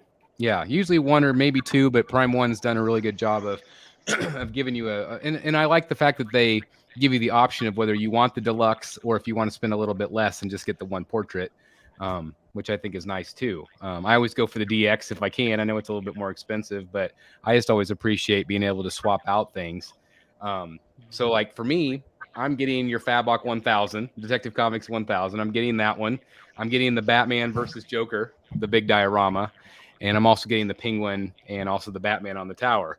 So all those pieces are coming in, and I can't wait. And just seeing it on your display, I have to get a bat signed by you. That's going to be my mission. I have to get a bat signed by you to go on that statue to match my Jim Lee one. That'd be pretty awesome. So awesome.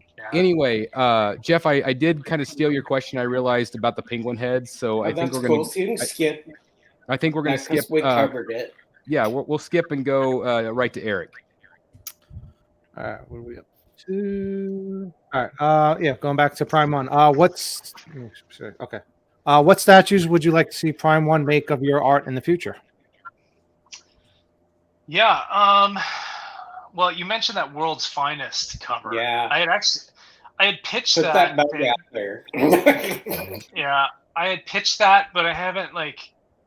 They wanted me to do some changes to it just because they didn't want it to look exactly like I don't know if they're having trouble now, with exact takes on covers, but they wanted me to kind of do a different change maybe a little bit of the angle or the heads or something like that, but I just haven't had the time to just sit down and do that. But I would love to see that as like a two-piece. You get the Superman and then you get the Batman, and they kind of connect, but it could also I like how they always design everything so it could stand alone. By the way, if my mic dies, it's because my headphones just told me that the battery's low, so I'll have to just switch out Bluetooth and go onto the. So if I do that, wave at me or whatever, if I'm all of a sudden not. Okay, no problem. So you're currently still working on future pieces with Prime One at the moment. So yes and no. I mean, I handed in a design maybe a couple months ago for something that I don't know if it'll. Again, sometimes you design things and then sometimes they'll make it like for example, I pitched doing a Three Jokers statue. Where it would be it's the Three Jokers, and the bases would kind of again all interconnect, but they had each Joker was standing there in a scene that was ties into the book.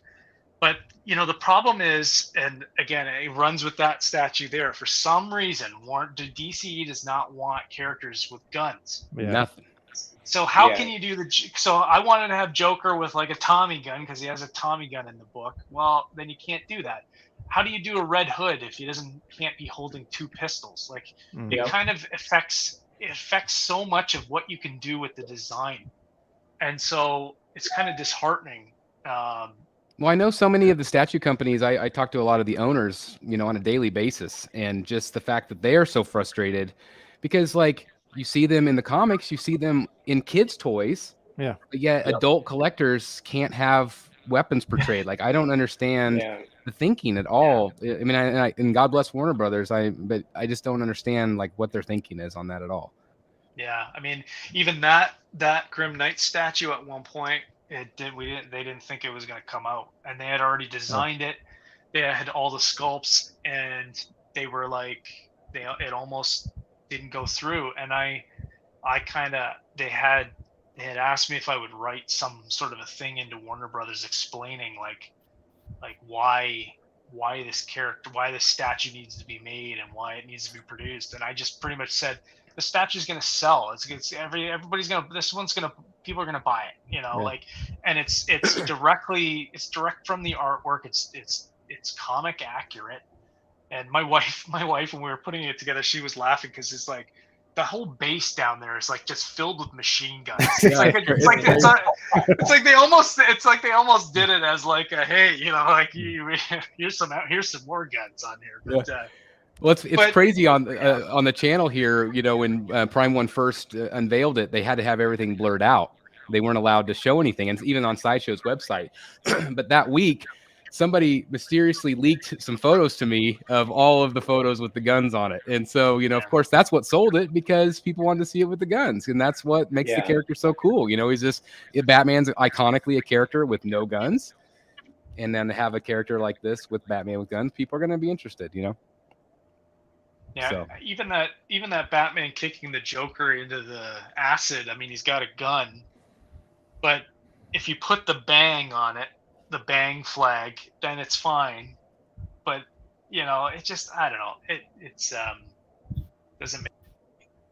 Yeah, it's crazy, and I've heard even like companies in the United States specifically, they're having even harder time. Whereas, companies overseas have a little bit more leniency. Prime One in some cases, XM, but it's still pretty crazy. It's really, really crazy. Let's see. I think we're ready for Jeff Delaney, I think. Well, we covered that question, so I'll wing it. Okay, all right. Jason, I noticed you've got some pieces behind you there that you did not work on, like the Ghostbusters and some other items there. Do you consider yourself a collector of either statues or comics? And can you talk a little bit about that? Yeah. So first, can you guys hear me? Yeah, we hear you just fine. Okay, because my mic died, so I had to take out my earpieces. So No problem. I got my volume on really low, so hopefully there's no feedback. Yeah, we hear you just fine. So yeah, I've always been a huge collector. My office looks like a bomb blew up right now because I've been going through here and we've just been kind of cleaning stuff out and clearing things out and just trying to. It was almost getting too overtaken with stuff that I had collected, and I think that's a problem that maybe all of us collectors have. But I've always loved action figures and toys, and always loved seeing something in 2D, and then the thought of having it as a 3-dimensional object, even if it's just a simple toy, is very attractive to me. It always has been. I like being able to do that and just collect. And originally, when I started working at DC, I started buying a lot of the DC figures of characters I had worked on. So if I did a Green Arrow cover, then I went out and I grabbed a Green Arrow figure, and I figured, like, okay, I'll have all the different characters I worked on. And eventually, that I kind of drew them all, and so it's like, well, I can't just keep buying all this stuff. But I love collecting. So I'm a big Lego collector.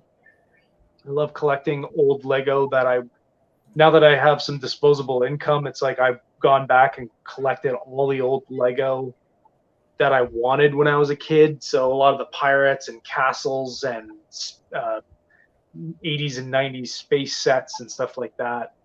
I kind of went back, and one thing I'm really appreciative of, I'm looking up at the Ninja Turtles stuff, is how Playmates and stuff have been re-releasing like kind of redos of like the original Ninja Turtle figures from the 90s.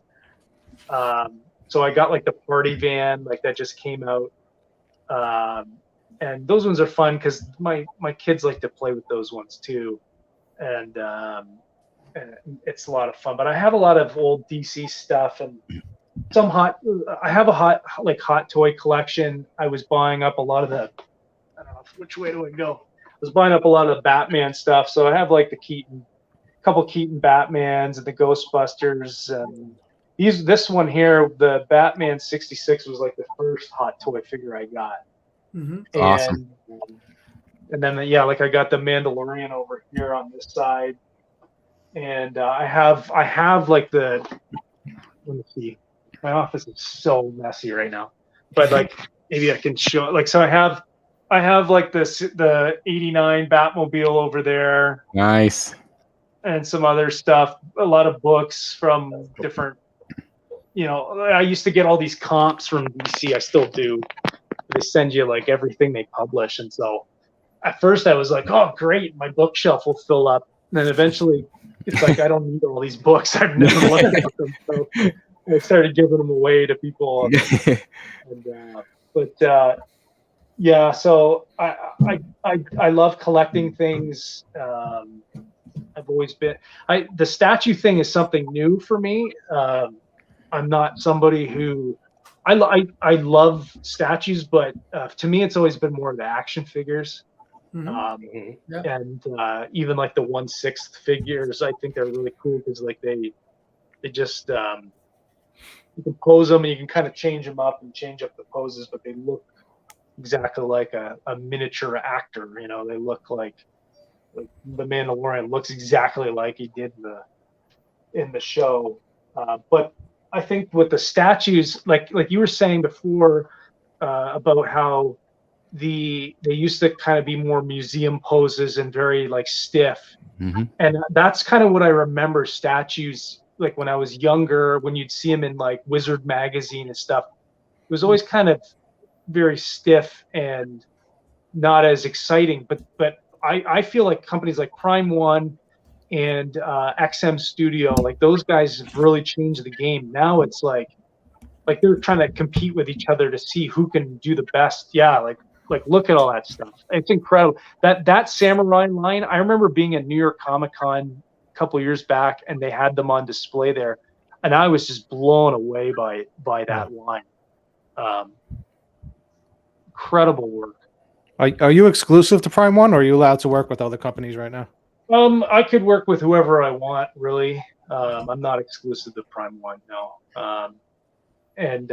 I mean, XM has asked me if I could do some stuff with them, but it's like I don't want to step on Prime One's toes right now. But I would love to work with those guys. Like those guys are super nice guys too. Like they introduced themselves to me at that New York Con, and you know, I would love to do something with them, do a set of statues with them, but it's like, you know, I don't want to kind of rub Prime One the wrong way. Sure. Maybe eventually I'll be able to do that with them, or maybe with like the creator-owned stuff that we're doing. It would be like we already have plans to kind of do some different merchandise. So if maybe one of those companies would like to join up with us to do some cool. We feel like we got some pretty cool designs that people will really dig. So that's awesome. Well, Sang is so awesome, like you said, at XM, and of course Johnny is phenomenal at Prime One. Just great guys that are super talented and have just such an eye. And what I love most, and what I think sets them apart, is their willingness and their wanting to work with the actual artists, which I think is brilliant. Because I mean, I understand that some companies want their own take, and that's great.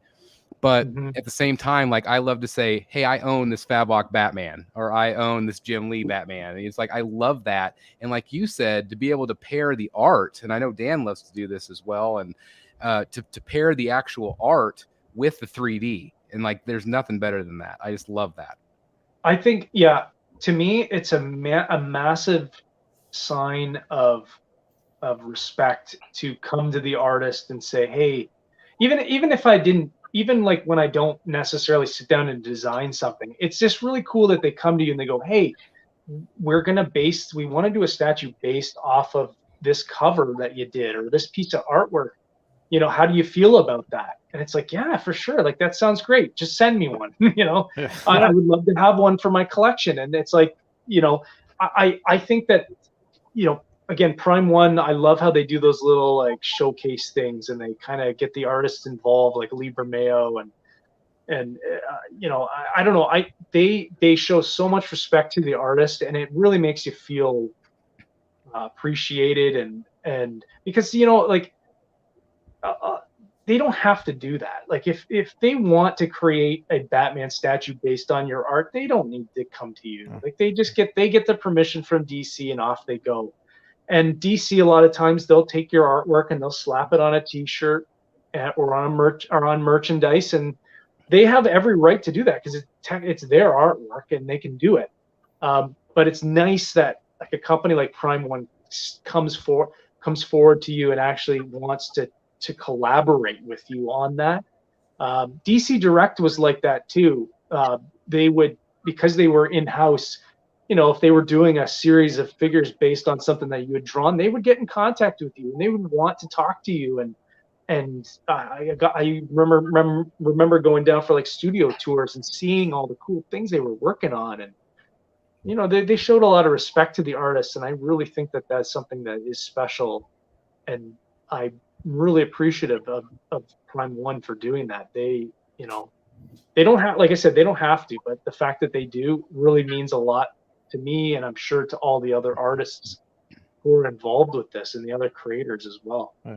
That's So are awesome. they just coming to you and asking you permission for your artwork, or are they asking for, like, when you have to, turn it from 2D to 3D, asking you to draw like different angles of it, like going around, stuff like that, or no? Yeah, it depends on what the project is. Like sometimes they'll say, hey, we kind of already have like a pose in mind for this, but would you give us a turnaround of like a character design?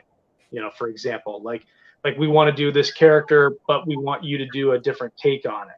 Can you give us a different costume design or a different take on this character? And so I'll spend the time and I'll do that. And then I send it to them. And if they want to use it, that's great. If they don't want to use it, that's great too. You know what I mean? Like it's up to them. They're making the creative decision that they believe is going to be best to sell that product, because after all, they are a business and they need to sell that product. And so if it fits with them and they believe that what I can give them is going to sell that product, that's great. But if I give them something and they don't love it, then it doesn't hurt my feelings either, because I'm the same way. It's like I want them to be able to make the best product so that they can make the sale, because it supports all the modelers, it supports all the people who work in the company altogether. So that's kind of how I see it. But yeah, sometimes it's very detailed. Sometimes it's just very simple drawings. And they bring in such good sculptors that you can do a simple, quick drawing and hand them, like, sometimes what I'll do is I'll, like, for the Batman, like the Detective 1000, I like gave them a whole bunch of like snapshots of different Batman faces I've drawn in the books. And like, I did like a front and a back view of the face. Like, this is what he looks like, but here's a bunch of drawings I've done. So see if you can kind of merge all. And I mean that when they originally sent me that sculpt back, I was blown away. Yeah. I was like, this looks exactly like the drawing. Like I even think they took that Batman cover from Three Jokers, the Batman face, and even just used that as reference, because they nailed it. And once they kind of get that sculpt right, then they can kind of, I think they can, I'm not really sure how they do this, but I think they can take that sculpt and actually like pose it in a way and get a different kind of pose out of that, out of that sculpt. So yeah, it's incredible to see what they're able to do, and headed up by Wanda and their entire team there. Just incredible talent that they have. And I just love that they're able to duplicate your work so closely, and it just really is exciting. I love the idea of that Three Jokers. I would love that to happen. I think that would be really epic. And I would love to see them do. I love, you have one of your images of Batman surrounded by all the rogues, and I love the image of Ra's al Ghul in that image, and also Freeze. I would love to see both versions of yours in Prime 1 form. I think you would be a really good fit for both those characters. I was going to ask you, are there any statues that you guys would like to see them do that they haven't done, or a specific take on something that you would like to see? I would like to hear some ideas that you guys maybe have. Well, I could talk about this for an hour. This could be another night show. This could be a whole other night. Yeah, I know, because I'm the guy that hears this from the community every single day. I've got people messaging me constantly, and it goes back to what you said about being a business. It comes down to the dollar, because there's so many characters that the companies just will not make. No major company has made a classic Riddler. No major company has made a classic Ra's al Ghul or a Clayface, those type of characters. And I know there are sometimes B or C characters, but just until recently, this Penguin was the first time Penguin's ever been done at a scale like this. There's a Samurai Penguin that XM did, but not a classic Penguin. For whatever reason, the classic characters are the ones that the fans want. Because we obviously Batman, Wonder Woman, Superman, those are going to sell. Harley Quinn, going to sell. We get that. But to take the risk, we know that it's a risk. But Prime 1 has taken risks on characters. Like I said, I've got my big Azrael back there. I mean, that is a risk to take on the character like that. But they made him, and they sold a ton, and he sold out. So I think that if Prime 1 continues to, just elevate themselves to create these characters that people really want, like the classic characters. Do another comic book Killer Croc. Who am I forgetting, guys? Someone in the Freeze. chat. Face. Yeah, Yeah. would love to Man, see that. your Freeze, Jason. Yeah, your Freeze specifically. I would love to see your Yeah, version of Freeze. And like I said, a Ra's al Ghul would be incredible. And but no one's ever done them. No one has ever done them. And so you have these missing pieces. And I like to collect a line. I like to have all the characters. My theming is Batman surrounded by his villains. So again, I've got over there, I've got my Batman, and this is just my display right now. It's kind of a work in progress. I'm getting ready to move into another room, but that's my thing. Is I like Batman surrounded by his villains. That's just my thing. But there's these big gaps where there's all these great iconic characters that have been around for 60 years that no company will touch. Especially like everybody knows the Riddler. Riddler is a character that was in this great Batman movie recently, and no one's doing him. And the first thing that I thought of when we saw the showcase with your Penguin and Batman was, this needs to be a line where we can have a Riddler, all the other villains that could go with that Batman that's up above them. It's a great idea. Yeah, kind of like a switch out. Like switch out the you villains could with just that. build the whole thing. Be awesome. If it fits, though, because Penguin's a smaller character. But Batman, that whole thing, I Yeah. think, was like 43 inches tall. So it might be some room to squeeze some villains Well, in. with Penguin in the front, then you get off to the sides. They can be. Yeah. But I think what you're saying too Take is a dining room table, no matter what. yeah, right. It's gonna take up some room, and it's like collectors like me that want to buy every one of them, and will probably I'll start selling blood if I need to, to make it happen. But I love the idea of a whole bunch of your specific art done by Prime One. I would love to see more. Would love to see more. Everybody in the comments is loving that 3 Jokers idea that he mentioned. And I know there's going to be some people on the other side saying, "Oh, another Joker," but this again it's your Joker. It's not just this Joker over here. It's not a Jim Lee Joker. It's your Joker, and I think that's really exciting. I think it's an awesome idea. Somebody said Fabok's Red Hood. I think that would be really cool. Or even your Batgirl. I mean, just like any of these characters, I think they would all be hits because they obviously did all of the Arkham ones, and Arkham had a very specific look, and maybe not everybody likes the video game versions of those. I love them. I thought they were all incredible, but I think most people want specifically the comic book versions of these characters done in this scale. And as you can see, I mean, like you said, you're a figure collector, but like I started out at Hot Toys. That's where I started out. And then I went from Hot Toys to starting to get quarter scale statues from like Sideshow. And then, now I've gotten more 1/3 because 1/3 is my favorite scale. But I want the companies to make these characters that we've been begging for a really long time. Are there any future statues in Jason's collection that are coming, like bigger statues? Anything else coming your way? Well, all of the whatever they've like, I think I don't know the release dates, but I like the Wonder Woman, the Superman Doomsday, unless that one didn't reach. I don't really pay attention to see like if they hit their sales target or whatever. It's still in production, so it should be coming still. So they're basically going to send you one of whatever you're working on with them. Yeah. So like my wife is dreading this. Oh, you're in so much trouble, Jason. You're in so much trouble. Yeah. That's going to be your Thanksgiving centerpiece. Yeah, that's how we all started.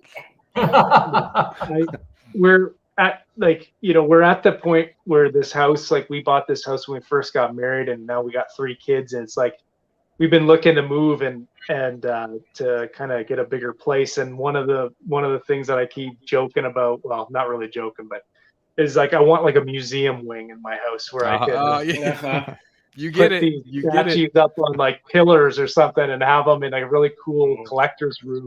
Yep. Like a lot of, you guys got some really cool rooms there with like really nice space to like put this stuff. I don't really have too much of that right now, so you're gonna need it. Be able to do that. You're gonna need it. if you have any get free... that Superman, Doomsday, Wonder Woman, and Batman versus Joker, yeah. And maybe Dan can build you some display. I was just gonna say, so This guy right here, Dan, right below you here. If you ever are bored and have some free time, last week Dan did a room tour, and it's just part 1, and part 2 is coming out next week. It's got all the art behind him and all the incredible artists that he's met.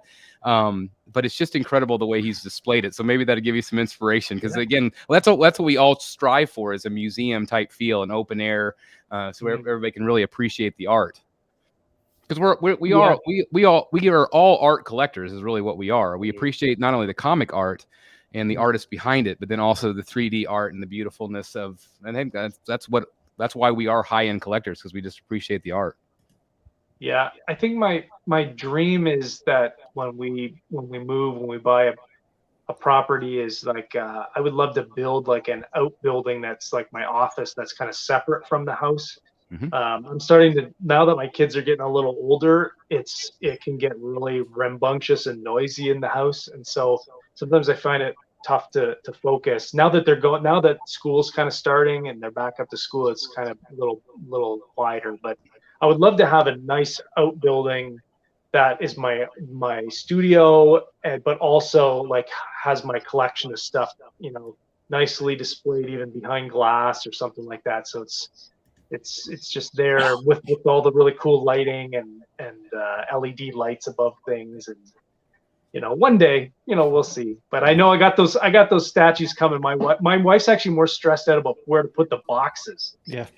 Yeah, that's we do the videos on that all the time, where we're like, where do you I literally have I've got a 3-car garage, and below my 3-car garage is all storage, and it takes up almost the entire room with just my boxes. Yeah, it's just insane. So that's definitely a problem that all of us have. But down the road, whenever you finally have your display, we would love to feature it on the channel if you're ever interested. We'd love to have you as a featured collector. How awesome would that be? That'd be really cool. For sure. It'd be awesome. That'd be awesome. So as we're kind of wrapping up here with our questions, is there anywhere we're going to be able to see you this year, or looking into maybe next year? Yeah, probably next year. I'm not going to be doing too much more traveling this year. Just working on our new project and trying to figure out a whole bunch of business stuff that's coming with that, and some really unique and interesting ideas. We've been having really cool meetings with a whole bunch of different mediums and different people approaching us about doing partnerships with them about building this thing that we're creating and spreading it out into different merchandise and different spaces for like geek space. And so, there's a lot of that stuff is going on right now, and we'll have some more really exciting news about that, hopefully within the next couple of months here. I'm not sure when our book's going to be announced. I'm about halfway through it. And our plan is we kind of want to get the book far enough ahead so that I can kind of treat it like a monthly and have it come out, kind of on a regular basis. And so, we're working on that right now. And with me right now, like I had mentioned, like I got 3 kids, and the thing for me that's really important right now is putting in the time with my kids. And so I work. I'm not working as much as I used to. I try to take my weekends off and just spend time with the family. And so while I would love to be able to go out and do a bunch of different Comic Cons, I kind of feel like right now it's like, I want to spend those weekends with my kids, doing things with them, going on hikes and also enjoying some geeky stuff with them too. Like my son, he's 7, and he's into Super Mario Brothers, and he's into Pokemon, and he's into he hasn't really gotten into superhero stuff yet, but he's got his own action figure collection of Ninja Turtles and He-Man and awesome. Lego. We love doing that, and my daughter's the same way. She's 5, and so or she's 4 and almost 5, but she's into all that kind of fun stuff too. So it's great being a dad and having those opportunities to share with my kids. And my son, he's also starting to draw, and he kind of really has got a spark going right now. And that's exciting. I took him I took him to the Toronto Fan Expo 2 weeks ago, and he had seen me doing some drawings. I was getting some commissions ready, and he kind of went off and spent a couple days like in secret drawing all these pictures. And he then sheepishly came and like asked, like, Dad, like, you think I could sell some of my artwork to earn some spending money at the convention? You know, it was his first convention. And so I said, yeah, sure. And I was just so blown away by I think I saw that on your I was going to say, I saw you post the photos. It was really cool. It's really neat. He made more money than I did in my first ever con that I went to as a professional. So that's awesome. He got a lot of spending money that weekend. And, but now he's going to be hooked. You know, now you're in real big trouble now. Well, we told him, we said, well, you can do this once a year. You know, like you're not going to do this at every convention, buddy. But I kind of I really like that because it was the everybody who came by was really supportive of him and just very encouraging. And he's kind of a shy kid, so it kind of broke him out of his shell a little bit. And I think he saw that. I think he finally like kind of saw what I do, and he just sees me sitting in a basement like drawing all day. Like he doesn't. He's just starting to kind of realize like, oh, there's something else that's connected with this, and that kind of really revealed it to him. And so I'm just really happy, enjoying my life with my kids right now, and enjoying what I'm drawing, and hopefully very soon I'll get to show some of that stuff off. You know. Well, we are incredibly excited, and I cannot thank you enough for being here tonight to celebrate this show, and we are just all just major fans of your work, and we can't wait to see what you have for us in the future. We just can't wait.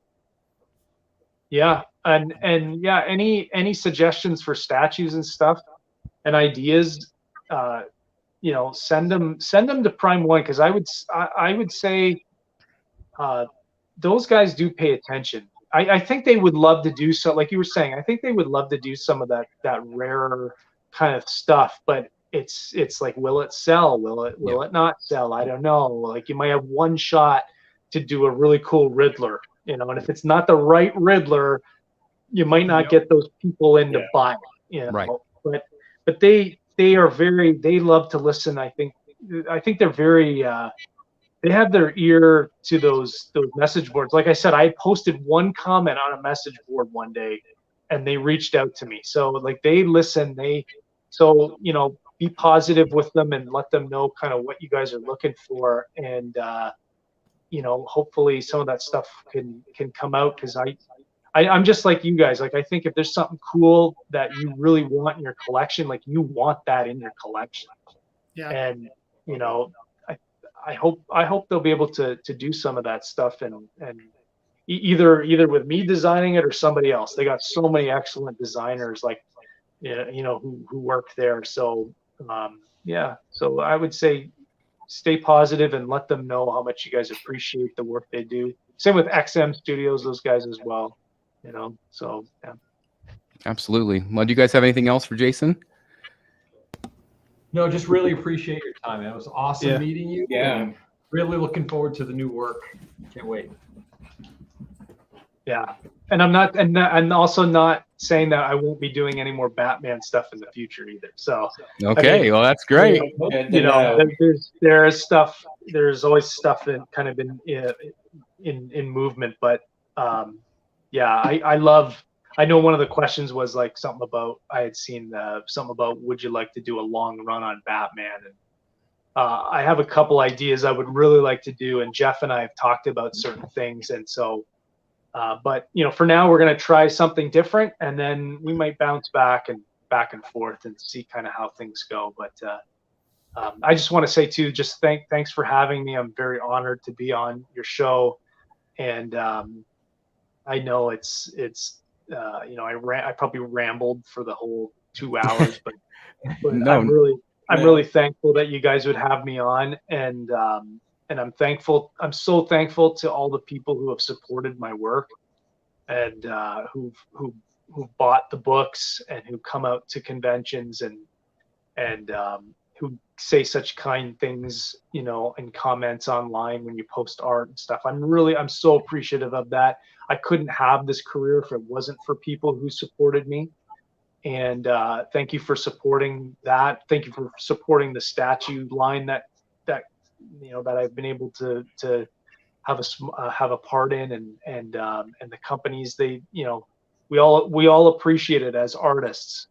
We love the fan base. I hate saying like my fans, because I'm just like, I'm a geek nerd like everybody else, man. Like I consider us all just like, we're just comic book collectors, and I just so happen to have an opportunity. I get to draw some of it, but I'm a normal everyday guy who loves nerdy things, who loves to collect just like you guys.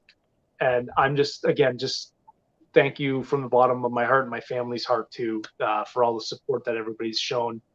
And I think as comic myself, I want to deliver stuff that people are going to be happy with, and that they're going to want, and that's going to be worth the money, because I know how much time and energy people put into their jobs to earn this kind of money, to then spend on an object like a Prime 1 statue. And so it's like, you want to make sure you do the best work you can so that it's worth it. Same with a $7 issue of 3 Jokers. It's like, I want it to be worth it, so again, thank you guys so much. Very, very happy and honored to be on your show tonight. Absolutely. And like I said, it was just a pleasure, and we can't thank you enough on our end. So we wish you much success, and we can't wait to see what you have for us in the future. Can't wait. Yeah, and you can come back again. Of course, I'm going to say that it's on my channel, but hey, yeah, you are. I concur. You are welcome back anytime you ever want to do anything with us. If you ever want to promote anything, or if you ever want to do anything, you know where to find us. Yeah, maybe once some of those other statues start coming in, we can do some little previews and whatnot. They'll just show up at my door one day. So that'd be cool. I still have to figure out a way to get you my bat so you can sign it. Sure. Hit me up with an email. We can see if we can figure something out, or just have to wait till, if it's too fragile to send or something, we'll have to wait till a convention down the road. But right, that's right. Hit me up, and we'll see what we can figure out. Okay. Well, thank you very much. And again, just thank you so very much for being on the show. Awesome. Thanks, guys. All right. Good night, Jason. Have a good night. Bye. You too.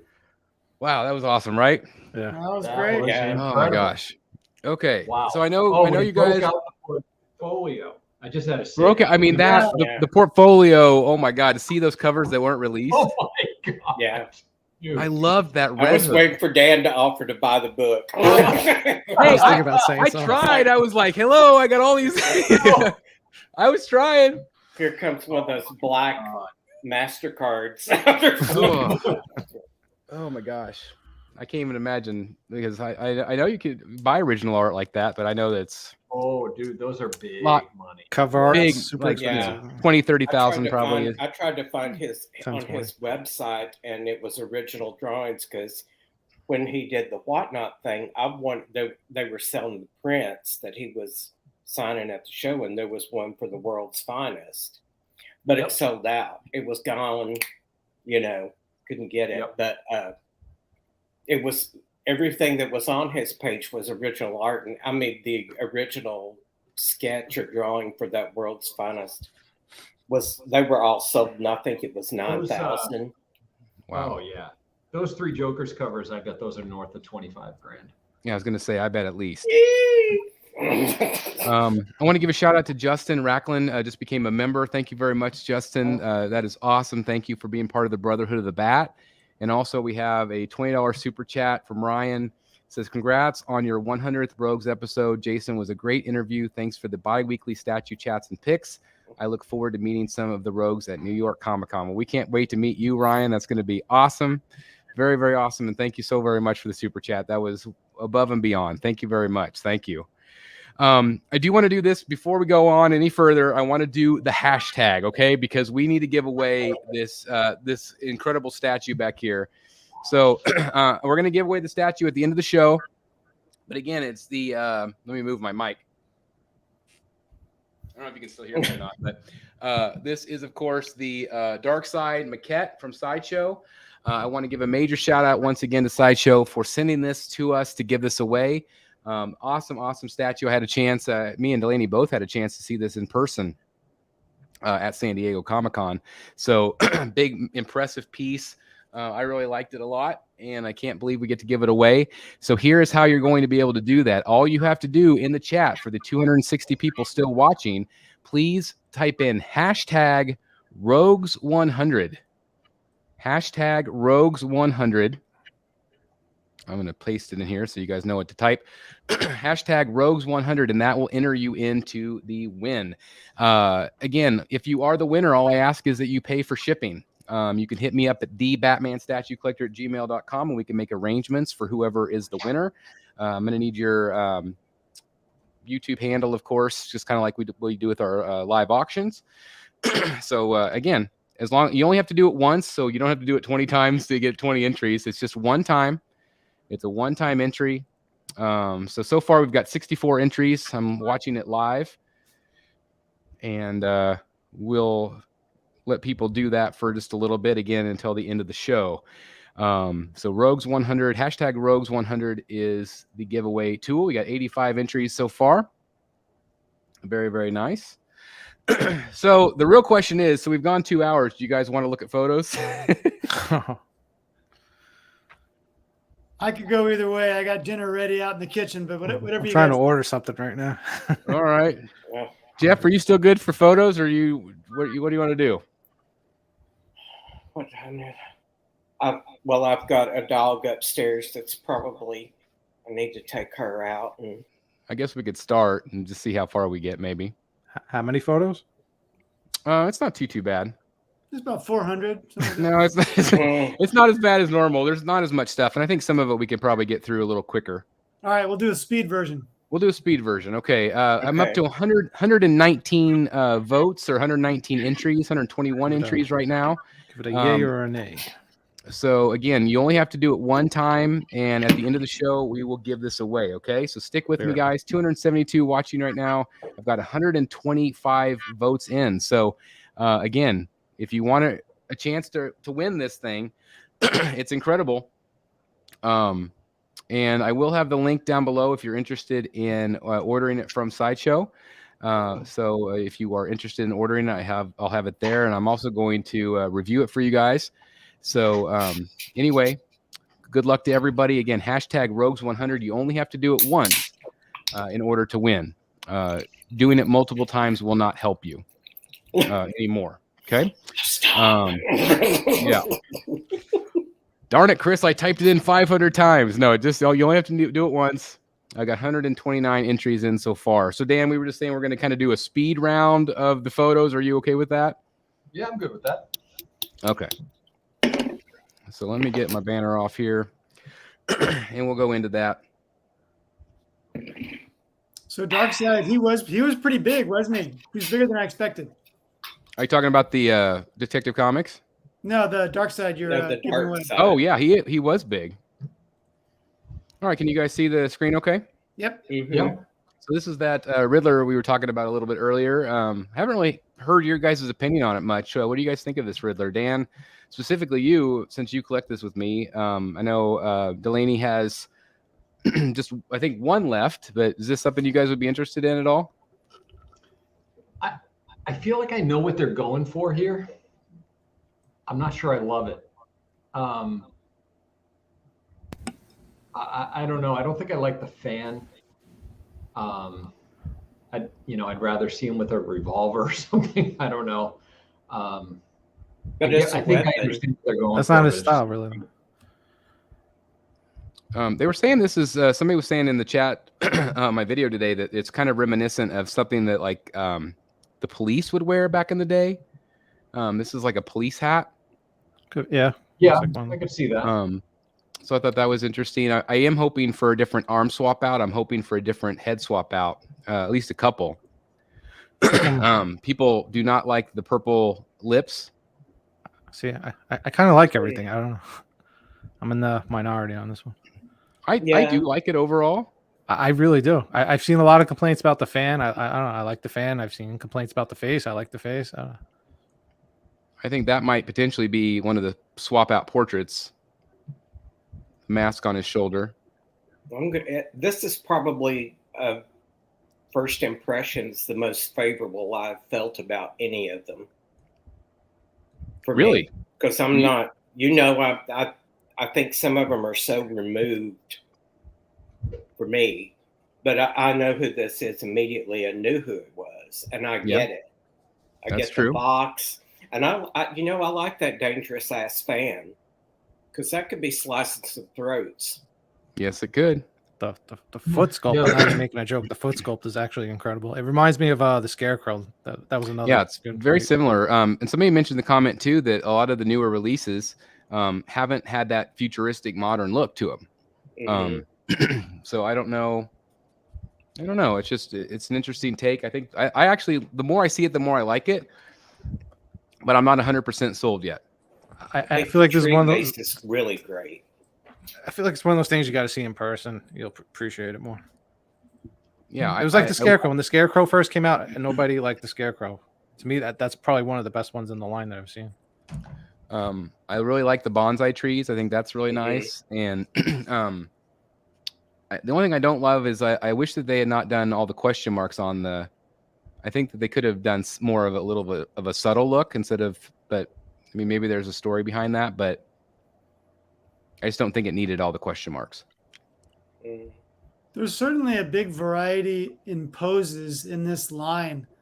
Batgirl is so action oriented, and this is so relaxed.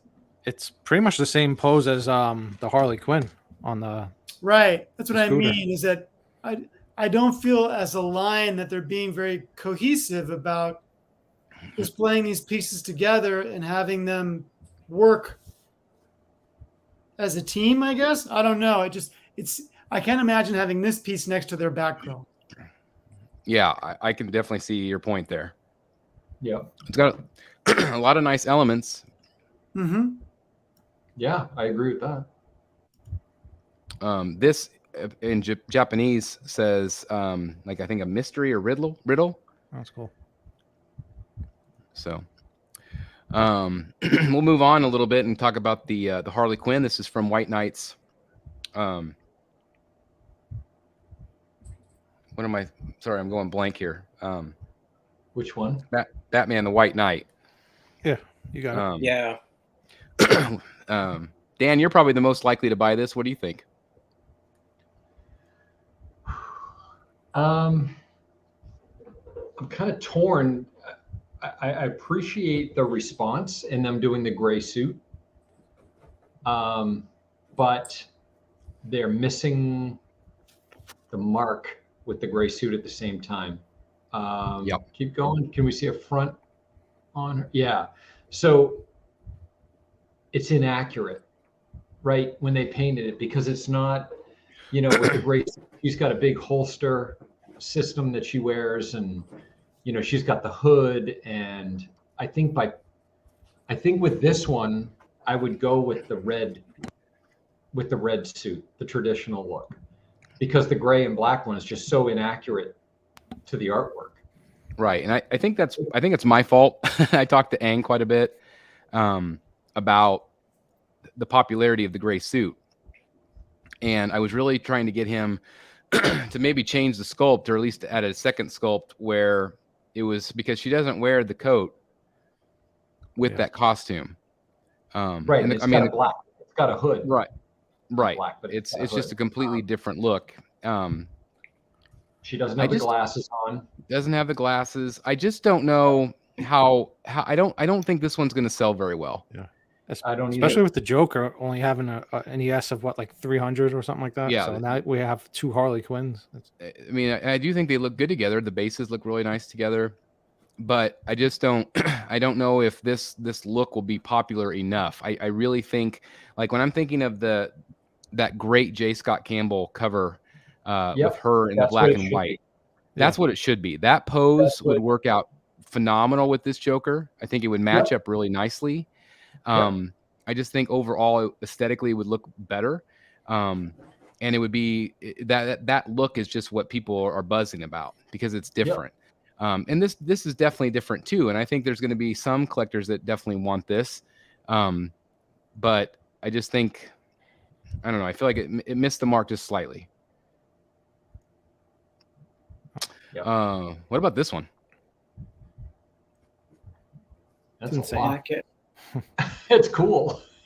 Look Look at at that that bike. bike. It's nuts. Quarter scale. Look at the I mean, detail. Now look at that thing. That's insane. Is this coming to Dan the bike statue collector's home? In the bike statue collection. That's Dan. Mhm. I know, right? It's expensive from when I looked at the conversion. Did they already have a price on it? I saw, I guess the prices that they had posted, and it's $2,000, I think, Oof. or more. I a can't lot. remember. But I mean, it's probably. I mean, it's not quite as much base as the Bat bike, No, but not it's the White Knight one. a crazy but- piece. Yeah, It's cool.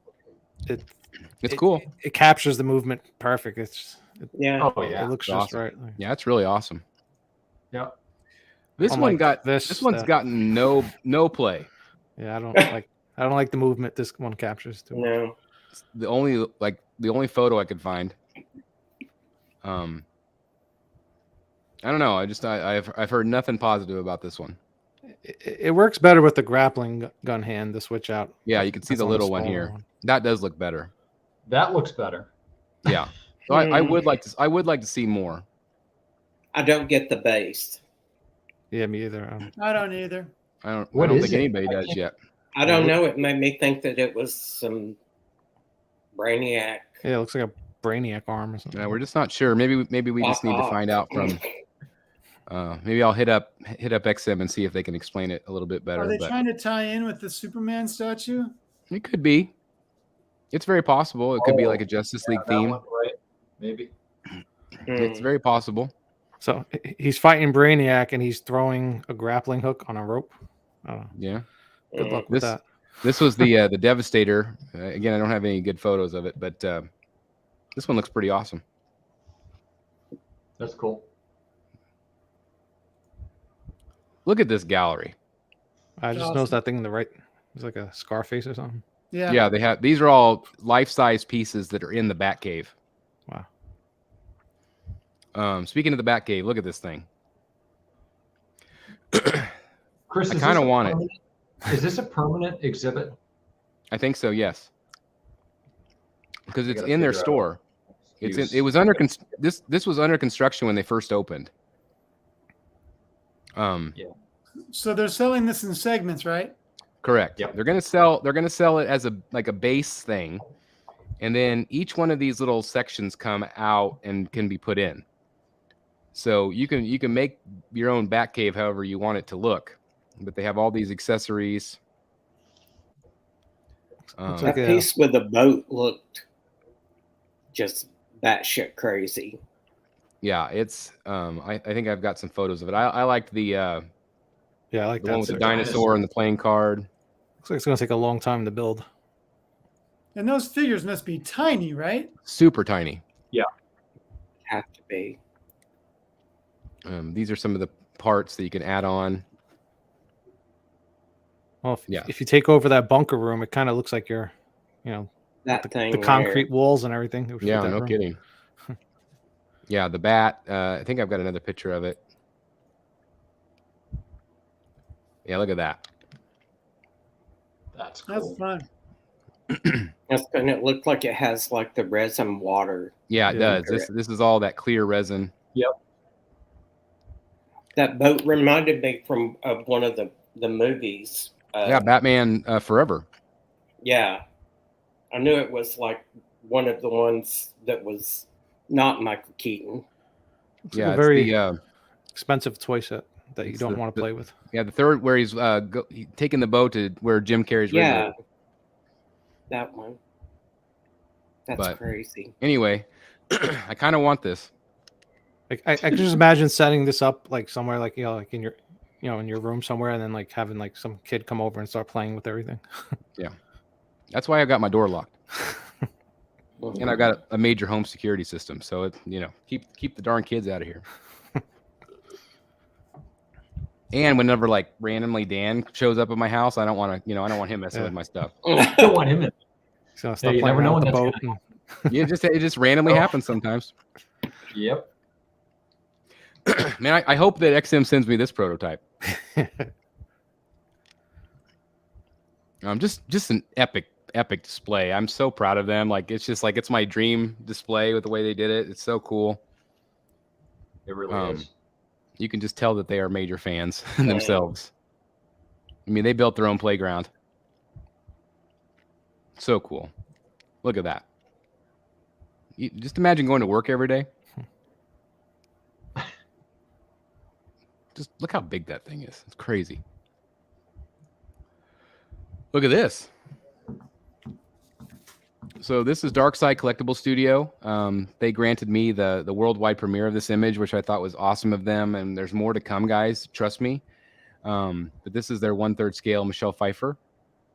What do you guys initially think here? Looks good so far. So far, so good. Yeah. I was going to say, I mean, just incredible. I think they did a really nice job with the color and the texture. Buns are too tight. Shame on you, Eric. There's no such thing. It's very distracting. I don't know. What? It's very distracting. Beautiful piece.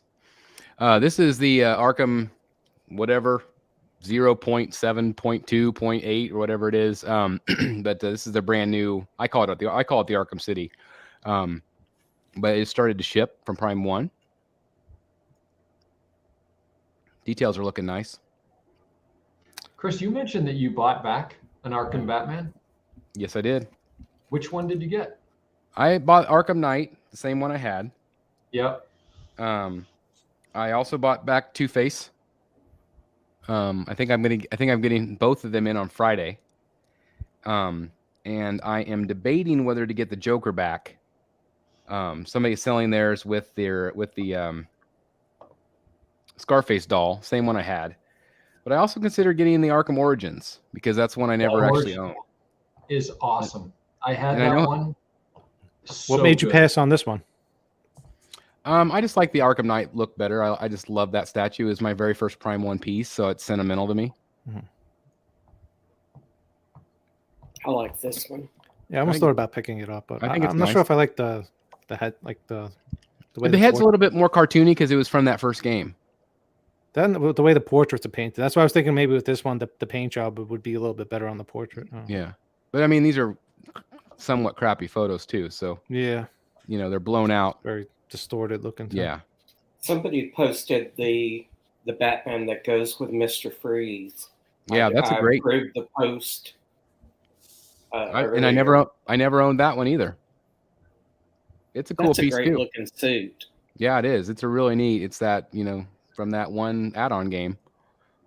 But that would be something I would maybe consider, just something different if I'm trying to fill the holes. And again, the reason why I went back in the Arkham line is because I'd already gotten Croc and Scarecrow, and then I got Freeze, and I'm like, well, this will be perfect because I'm getting in the Arkham City Harley. So why not go back in the line that I love? Now that I'm getting a bigger space, I can still kind of put my Arkham line back together. I'm not going to get all the pieces, but I think it's a good idea for you to get back your 1/3 of the characters you don't have in 1/3. Yeah, and so at least that way I have 1/3 version of it. Yeah. This is the Alita Battle Angel. This is just a hand, but I thought it was really beautiful the way it was sculpted. Yeah, I love that. Looks like was that the hentai stuff? Yeah, the tattoo on your hands. Yeah, it's really pretty. So ES of 300, so not very many, and it's resin and plastic, but I thought it was something kind of neat, especially if you bought. Yeah, a little pricey if you did buy the life-size bust. I can see you maybe wanting to pick this up. They should have done the other arm. I agree. This is some in-hand photos of the McFarlane Joker. For those of you that collect, actually looks pretty good for a toy. I was gonna say it's not too bad. Well, I mean, it's a statue. That's a statue, isn't it? Yeah, but, yeah, it's a statue. It's one of their black and white size. The head looks a little oversized, but the sculpt is decent. Paint work looks like it could maybe be a little bit better, but I thought it was still fun that it's coming out finally. That looks pretty good. I wish Sideshow had done a Joker like that. Who? I wish Sideshow had done a Joker Yeah. like that with that face. I know. I'm surprised that we. I mean, obviously the Iron Studios one is really the only major one that we've had. I am surprised that we haven't seen that take, and I don't know if maybe it's just too grotesque. Nah. But I mean, that's the Joker. The Joker is. If they do Batman Who Laughs, surely they could do a grotesque skin face. come You know. on. It's not. This is another. That's right. Another Darkseid Collectibles in production. Always kind of cool to see what they're up to. Did you guys see this announcement? J&D Platinum. Yeah. Mm-hmm. So J&D, if you guys don't know, J&D came out with a video and said, "Hey, we have the highest quality products on the market, but now we're going to do even higher quality products on the market, and it's going to be, I'm assuming, more expensive and mo better." I don't know. What do you guys think of that? I think it's silly. It just sounds crazy. It sounds stupid. Oh, we got the best of the best of the best, and we just charged you $4,000 for what $2,400, say, for a 1/3 statue with no base, and now, but wait a minute, we've got a best of the best of the best. That's right. We were just kidding on the best of the best before. Yeah, it wasn't really the best of the best. But we want to charge you. We want to charge more now. Yeah, How much you want to bet that there's a little bit better base comes on this? It won't just be the black symbol base. That could be a difference. Okay. Yeah. Better silicone grade or something. Well, it's going to be a lot more silicone because they did her in the gold costume, which doesn't show as much skin. Yeah. This is going to show arms and legs, and it's all going to be silicone. Do you think the scale will be different? Or you still think it'll be 3rd scale? No, I think that's their license, isn't it? I don't know. Who knows? So. I think so. Yeah. I mean, their Wonder Woman is probably the best one, in my opinion. Yeah, I mean, I I think it's one of the best ones too. So it'll be an interesting story because we haven't seen any actual things yet from it. I don't know if this is an image of their product or if it's just an image of Gal Gadot, but Yeah, who knows? who knows? This one's going to sell because everybody wants the best Gal Gadot possible, but I'm not sure what they're going to do next. Exactly. It's going to be hard to resell then, when they come out with the next thing at the regular grade silicone. Yeah, exactly. This is the new Justice Buster. I just thought it was cool to see it all in box. It's 3 boxes.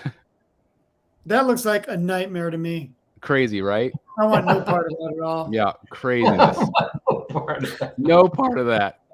No way. This one is Delaney proof. Yes. Yeah. Totally.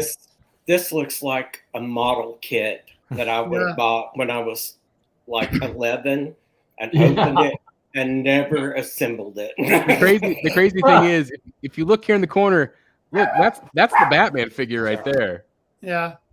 Way over there in the corner. Oh my God. Where's the big old piece with 5 pieces?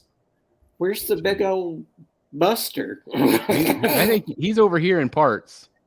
Oh. Yeah. Wow. Pretty crazy. Craziness. Anyway, that should be shipping soon. This one is from... Who is this from? Is that Weta? Yeah, this is Weta. Because Queen Studios' version of him was standing with his foot on dude's head. Yeah, I think this is Darkseid, right? Yeah. Yeah. The movie version from Weta. Darkseid in the loo. Yeah, it's like he's really struggling. You know what? I really like Weta's work on Lord of the Rings, but I haven't been real fond of their DC stuff. Yeah. I don't feel like it's been as good a quality, maybe. Yeah, the Superman for me, the portraits are just awful. I do like the Joker. I think the Joker looks good. Yeah, the Joker's not bad. Yeah, I feel like that's their best one. His head looks. You know who he reminds me of? The guy from that Doom Patrol. Looks like Killer Croc. Yeah, it does a little bit. Yeah, I can see that. Brandon Fraser plays. Yeah. No, yeah. on Doom Patrol. Look at the size of this cod piece. I can see that a little bit. That'll take you to the dark side. Yes, it will. I think it's just the camera angle, how he's leaning forward. We talked about this on the channel. What do you guys think about this? What, $3,000? It's it's funny because they released that the exact same time they released another full-size bust of a character. I can't remember who it was. That one was 600, Oh and my this one's God. $3,000, and they look like they're $3,000. about the same size. I don't get it. 600? Yeah, it's another character. I'd have to look it up to see who it was, but the point was they were both full-size busts about the same size, and this one was 5 times as much. Wow. I mean, you do get this guy, his autograph, so that's neat. But Their stuff seems to sell like hotcakes, though. it does. Yeah, it does. And Well, then they're like- those other the thing on Empire Strikes Back that they rode, Tauntauns. The Dewback. Yeah, the Tauntaun. Yeah. Oh Yeah, yeah, the- Tauntaun. That he sliced it open and put Luke in it so he wouldn't freeze. Yep. I've seen some unboxings of that, and they look great. But Yeah, they're neat. So the other one was the Kraken bust by Star Ace Toys for $675. Wow. Now this one that Regal Robot actually commented on my video, and just said, they know the price isn't for everybody, and that it's just like, they use the actual 3D scans of the actual prop from Lucasfilm. So I mean, that's neat. I mean, it's the most accurate, product out there, really. And maybe that's why it's so expensive, is because they have to, to pay to have access to that. Mm-hmm. But Yeah. still a lot. Yeah. Oh, looks like they just dressed up a mannequin head or something. Yeah. This one was really great at San Like Diego. your hush toilet paper head. Yeah, I was that's thinking, I was right. like, I might be able to make that. What do you think of this one in San Diego, Jeff? I thought it was really cool. I like it a lot. I think it's cool. Yeah, I I like like it both too. portraits. I've got a hit or miss on this coming out, so I won't comment too much. But Looks cool. I'm guessing fun. hit. I like it. I'm just going to put that out there. I think you're going to say it's a hit. it's might be spoiler alert. I like that a lot. That's awesome. It's a fun piece. Yeah, for Next smaller scale, it's great. Scale. Yeah. Really great portrait on her. Yep. Love that her shoe was Her hanging off. shoe her is foot. half off. It's kind of cool. Yeah, it's cool. So we'll go from that Superman to this Superman. What do you guys think of this one from XM? So it wasn't Brainiac. He's tearing apart a parademon. Yep. That's the deluxe. I'm not a fan of the portrait. I'm not a fan of the cape looking like a towel. Chris, didn't you say they pulled the pictures down because they're switching the portrait? or They did. something They like had close-ups of the portrait, and they pulled them. that? So is this not like? I'm assuming they're The gonna. final one? I'm assuming this is not the final. Because I don't. I think they heard feedback right away, and they're like, nope, we'll scrap it. It's not Superman to me. It's like we were talking about that world's finest Superman. This was a no. I didn't even have to look close. Yeah. I'm right there with you. I'm not. It's got some good things working for it, but I like the direction of the base. It almost looks like a Sentinel hand to me. Yeah, it looks cool. And then Gotham Goon brought up in the chat. There was a lot of complaints about the belt not matching the emblem with the gold and the yellow. Yeah, the color. Gold is Yeah, gold. and- It's never been gold before. yeah. It's never been gold, so I don't know why they would choose that. And the cape is clunky looking. But this would be an easy fix, just to Yeah. repaint. And maybe they could retool the cape as well. I don't know, but I think it just needs some work. But I think it also is like a mirror image of the Iron Studios piece that they did. So that kind of ruffled some feathers as well. Jeff, you might know better. Does he fight parademons in the comics? This is a comic piece, right? I don't know, So that's what threw me off a little bit. to be honest. Anyway, we'll see if they tweak it a little bit. There's the deluxe with the other portrait. I suppose it does. It's Darkseid, right? So I hate that way they do heat vision. It seems lazy to me. Yeah. It looks like he's got an eye infection or something. It just it doesn't My look- eyes are really I've been swimming in the ocean. Yeah. Yep, I get that. This does have some nice movement to it. So anyway, I it'll think be the interesting. direction of the head. I guess when you change that around, it works. But it seemed like most of them is, he's looking up, I agree. and he's going up. It's a little bit similar to that Iron Studios better. 1/3. Yeah, Was it the Yep. Iron Rays or something? Yep, that's the one I was referring to, Eric. Okay, I hear Well, it. kind of like the XM 1/6, where he Yeah. was holding up something that's just very similar. Yeah, Yeah, he was holding. The one I reviewed. I can't remember what he was holding up. and the it recovery was- suit. He The come out recovery the, suit. the Yeah, thing. recovery. Here's some in-hand photos of Zatanna from Prime 1. I think she's looking really great. I like it. I like this one. Yeah, that looks good. Mm-hmm. And these are just screenshots that I took, but gives you an idea at least. I think she's real pretty.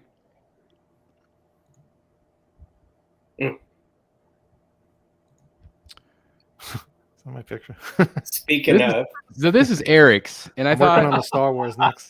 thought that this was freaking brilliant because the one head that I want I didn't get because I didn't get the deluxe. This is just the prototype, by the way. This is, yeah. So literally, Eric took toilet paper or whatever it is and just Toilet wadded it up on there.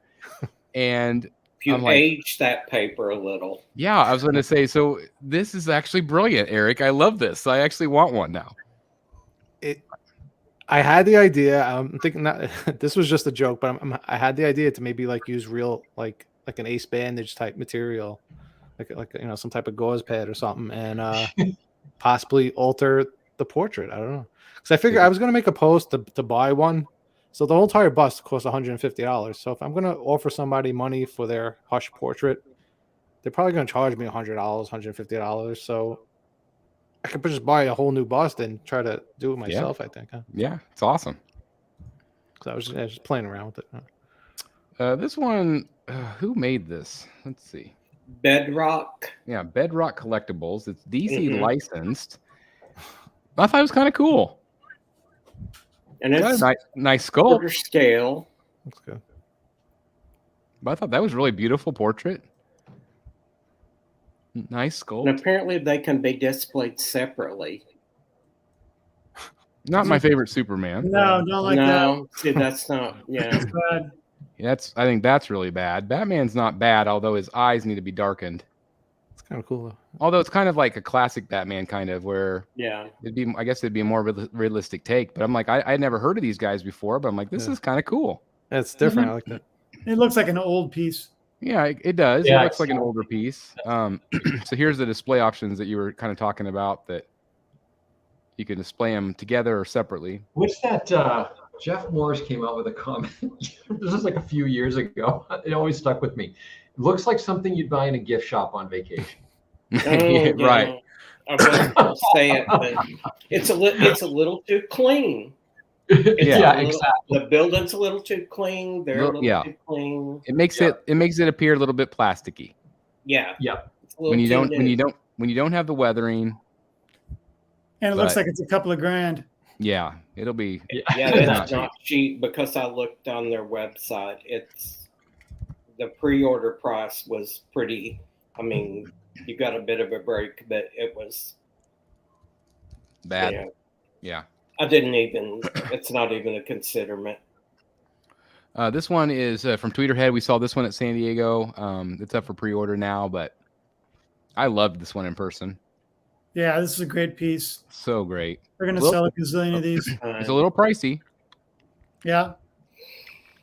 Igo commented that you get the classic head and the classic arm. They wanted to offer that to everyone. It's really cool. It is, and it's big too. I'm glad I don't know jack crap about these guys. Yeah, you know what? I am too.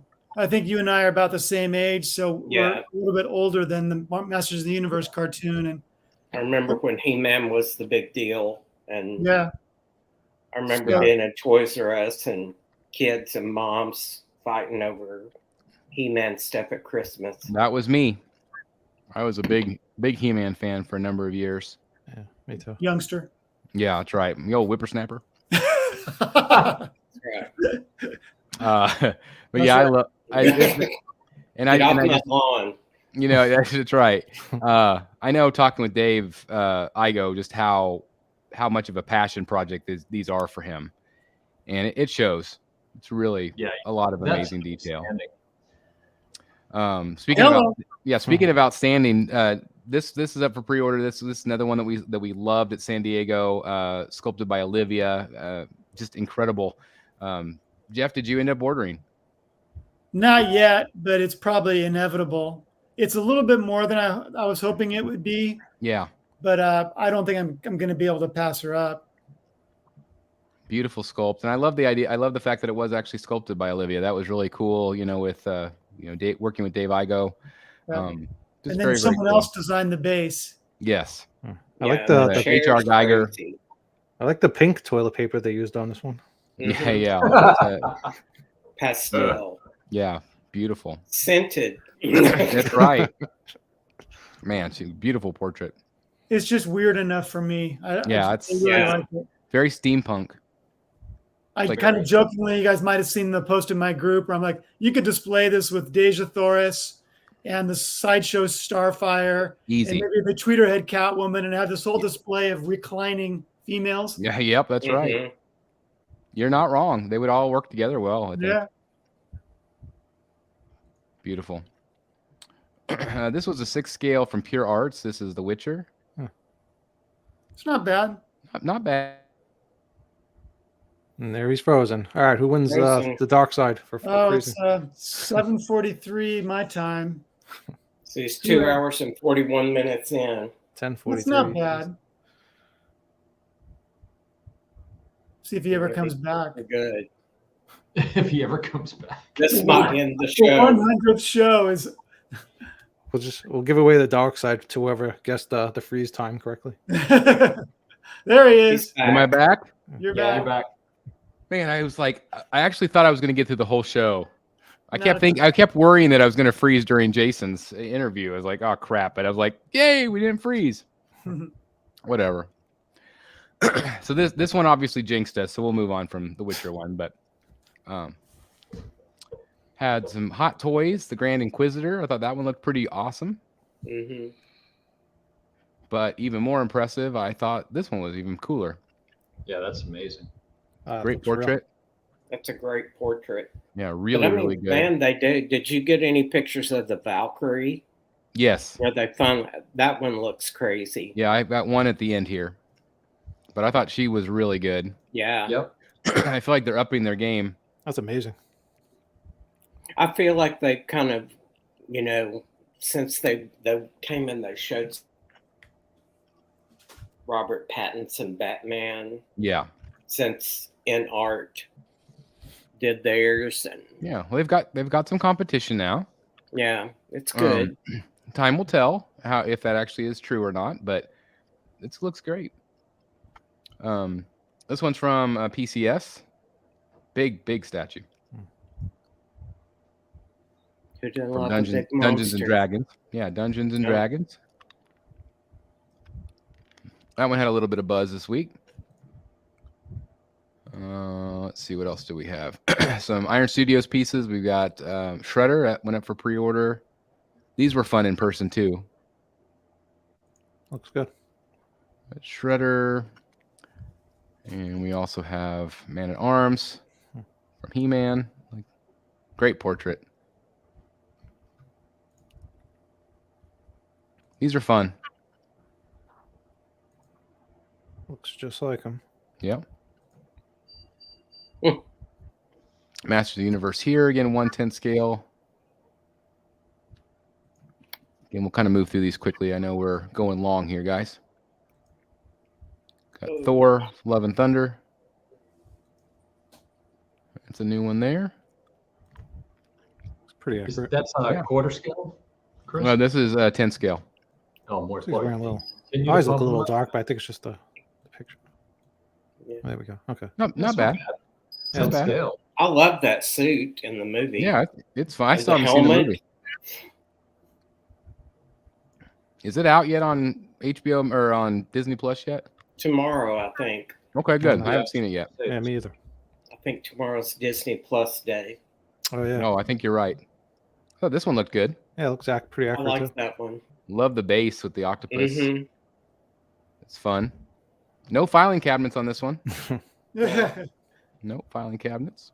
Wonder if the others had the, more tentacles.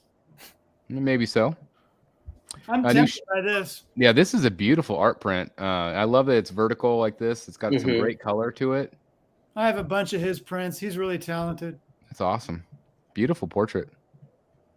ES of 200 on it. That's tomorrow. Tomorrow, okay. Pre-order tomorrow. These are some in-hand photos of the half-scale Dark Knight. I know a lot of people have been waiting for it, and I think this looks amazing. It's basically exactly like what Jeff Morris has, but half-scale.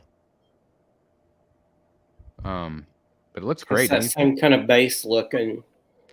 It's got that. The other ones, the square. Yeah, it's got that the big rectangle black base with the lights in the corners.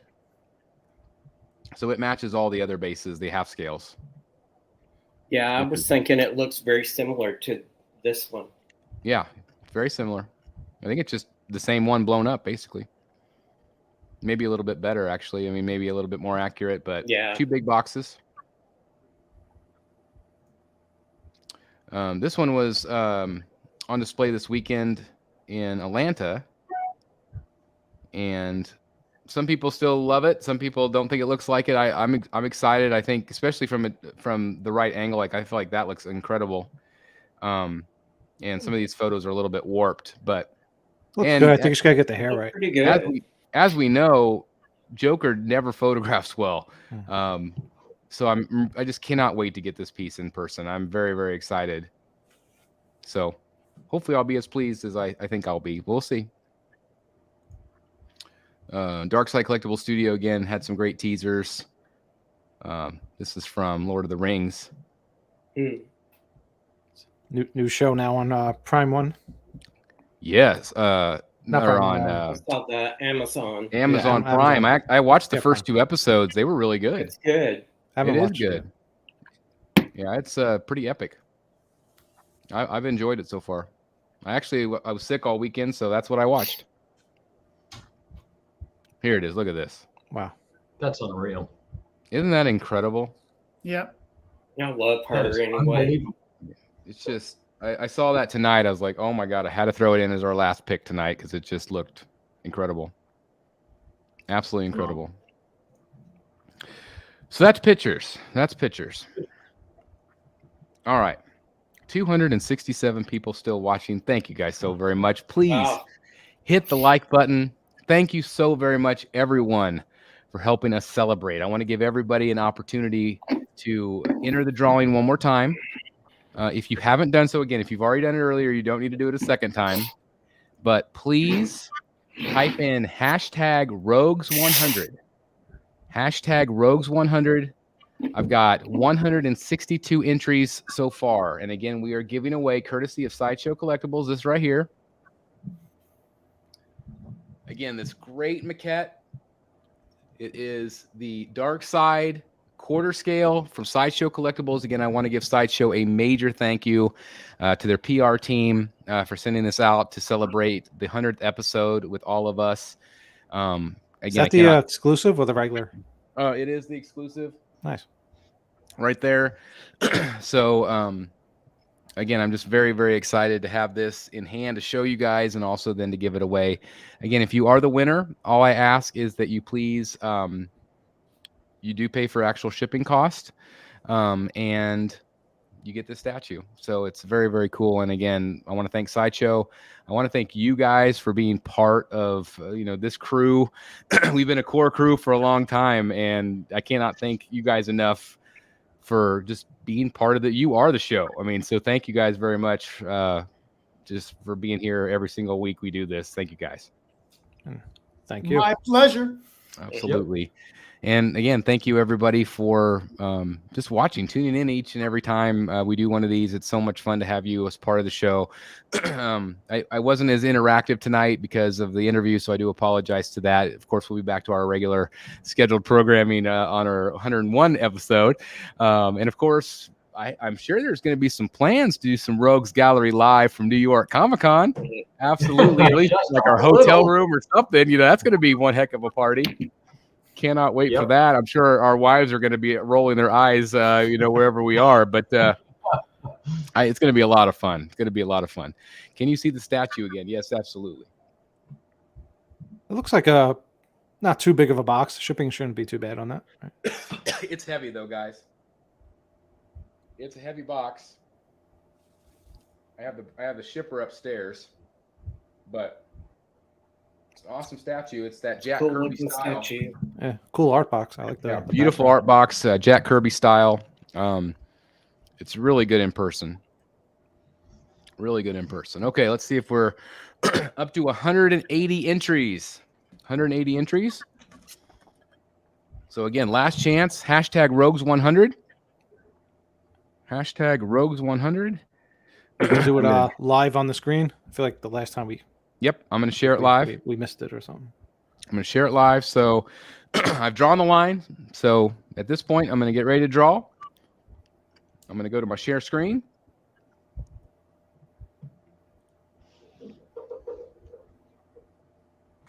Maybe. Hold on.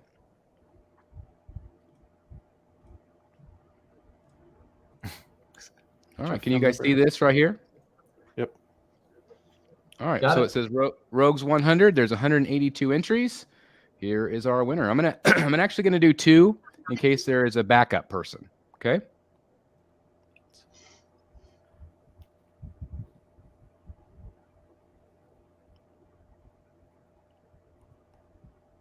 Ooh. All right. The winner is James Wiley. Is our winner. Okay, James Wiley. So James, if you are interested in winning, please send me your information. Again, I do ask that you pay for actual shipping costs. I will get you a quote, and I will be using Pirate Ship to keep the cost low.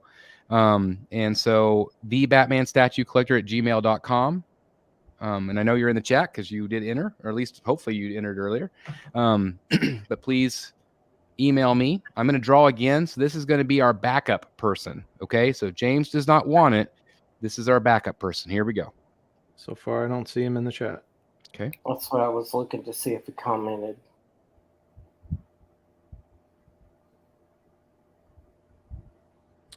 All right. Our second person, our runner up, in case the original winner does not want it.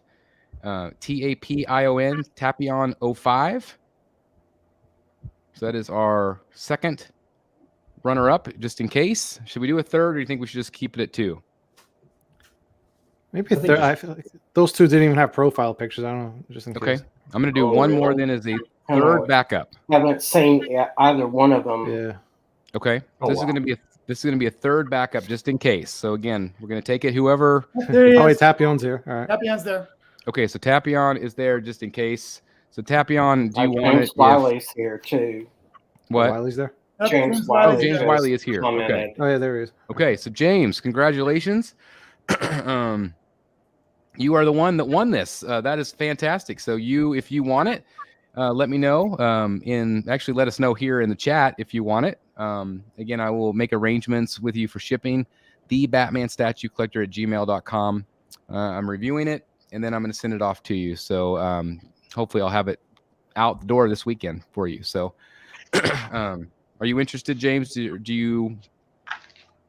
you want it? Is James okay with you reviewing his statue? You got to double check that, by the way. Yeah. Chris, maybe we can sweeten the pot with a sketch from Wayne Manor North from my show notes tonight. Oh, did you do that during the show? Dan, you weren't paying attention. When talking to a Batman artist, sketch a Batman. Oh my gosh, that is fantastic. We can sweeten the pot. That looks cool. That is fantastic. That is, yeah, we could absolutely sweeten the pot. All right, James. I haven't heard back from James. James, say yes to the proposal. Yes, he wants it. Okay, James wants. Okay, so James. wants it. Okay, so Cool. hit me up at thebatmanstatuecollector@gmail.com, and we'll get that out to you. So that's fantastic. Congratulations, everybody. Again, just thank you guys so very much for continuing to tune into the show. I can't believe we've done 100 of these. It's very, very exciting. And again, I just want to thank these gentlemen and everybody else that's helped participate, and all of our guests over the years. It's just been an honor. So, but we're just getting started. So, anything else you guys want to say before we wrap it up tonight? I'm sorry, we've definitely gone long tonight. James definitely wants it in the picture too. Okay, there you go. That's perfect. Oh, thank you, Chris, for making this all possible and introducing us to all these amazing people that we have on the show. So, absolutely. Yep. Absolutely. It's amazing It's thing bringing this community together, and hopefully we are only just getting started. So thank you, sir. Absolutely. For running the ship. Out of everything we've done, that's been what I've been most proud of, is the community that we've built and the friendships that we've built. Just because, I consider you guys lifelong friends, and 5 years ago I had no idea who any of you were. And so and we're from all over the country, and that's what's great about this, is being able to connect with one another and talk about the stuff that we love, because we've said before, not everybody gets what we love. We don't get this hobby. And so it's nice that we can come together like this. So anyway, less than a month we'll be in New York doing our thing. So really excited about that. Again, thanks everybody for tuning in. I want to thank Jason Fabok for taking an hour and a half of his life to come onto the show, which is just incredible. And again, thanks to Sideshow for giving this away for the community. Again, Sideshow is a fantastic company that cares about the community as well. So anyway, thank you guys so very much. Really appreciate everybody. Please like, comment, and subscribe. And as always, everybody, will see you in the back cave. Good night, everybody. Thanks for tuning in. Thank you. See you guys. Have a good night.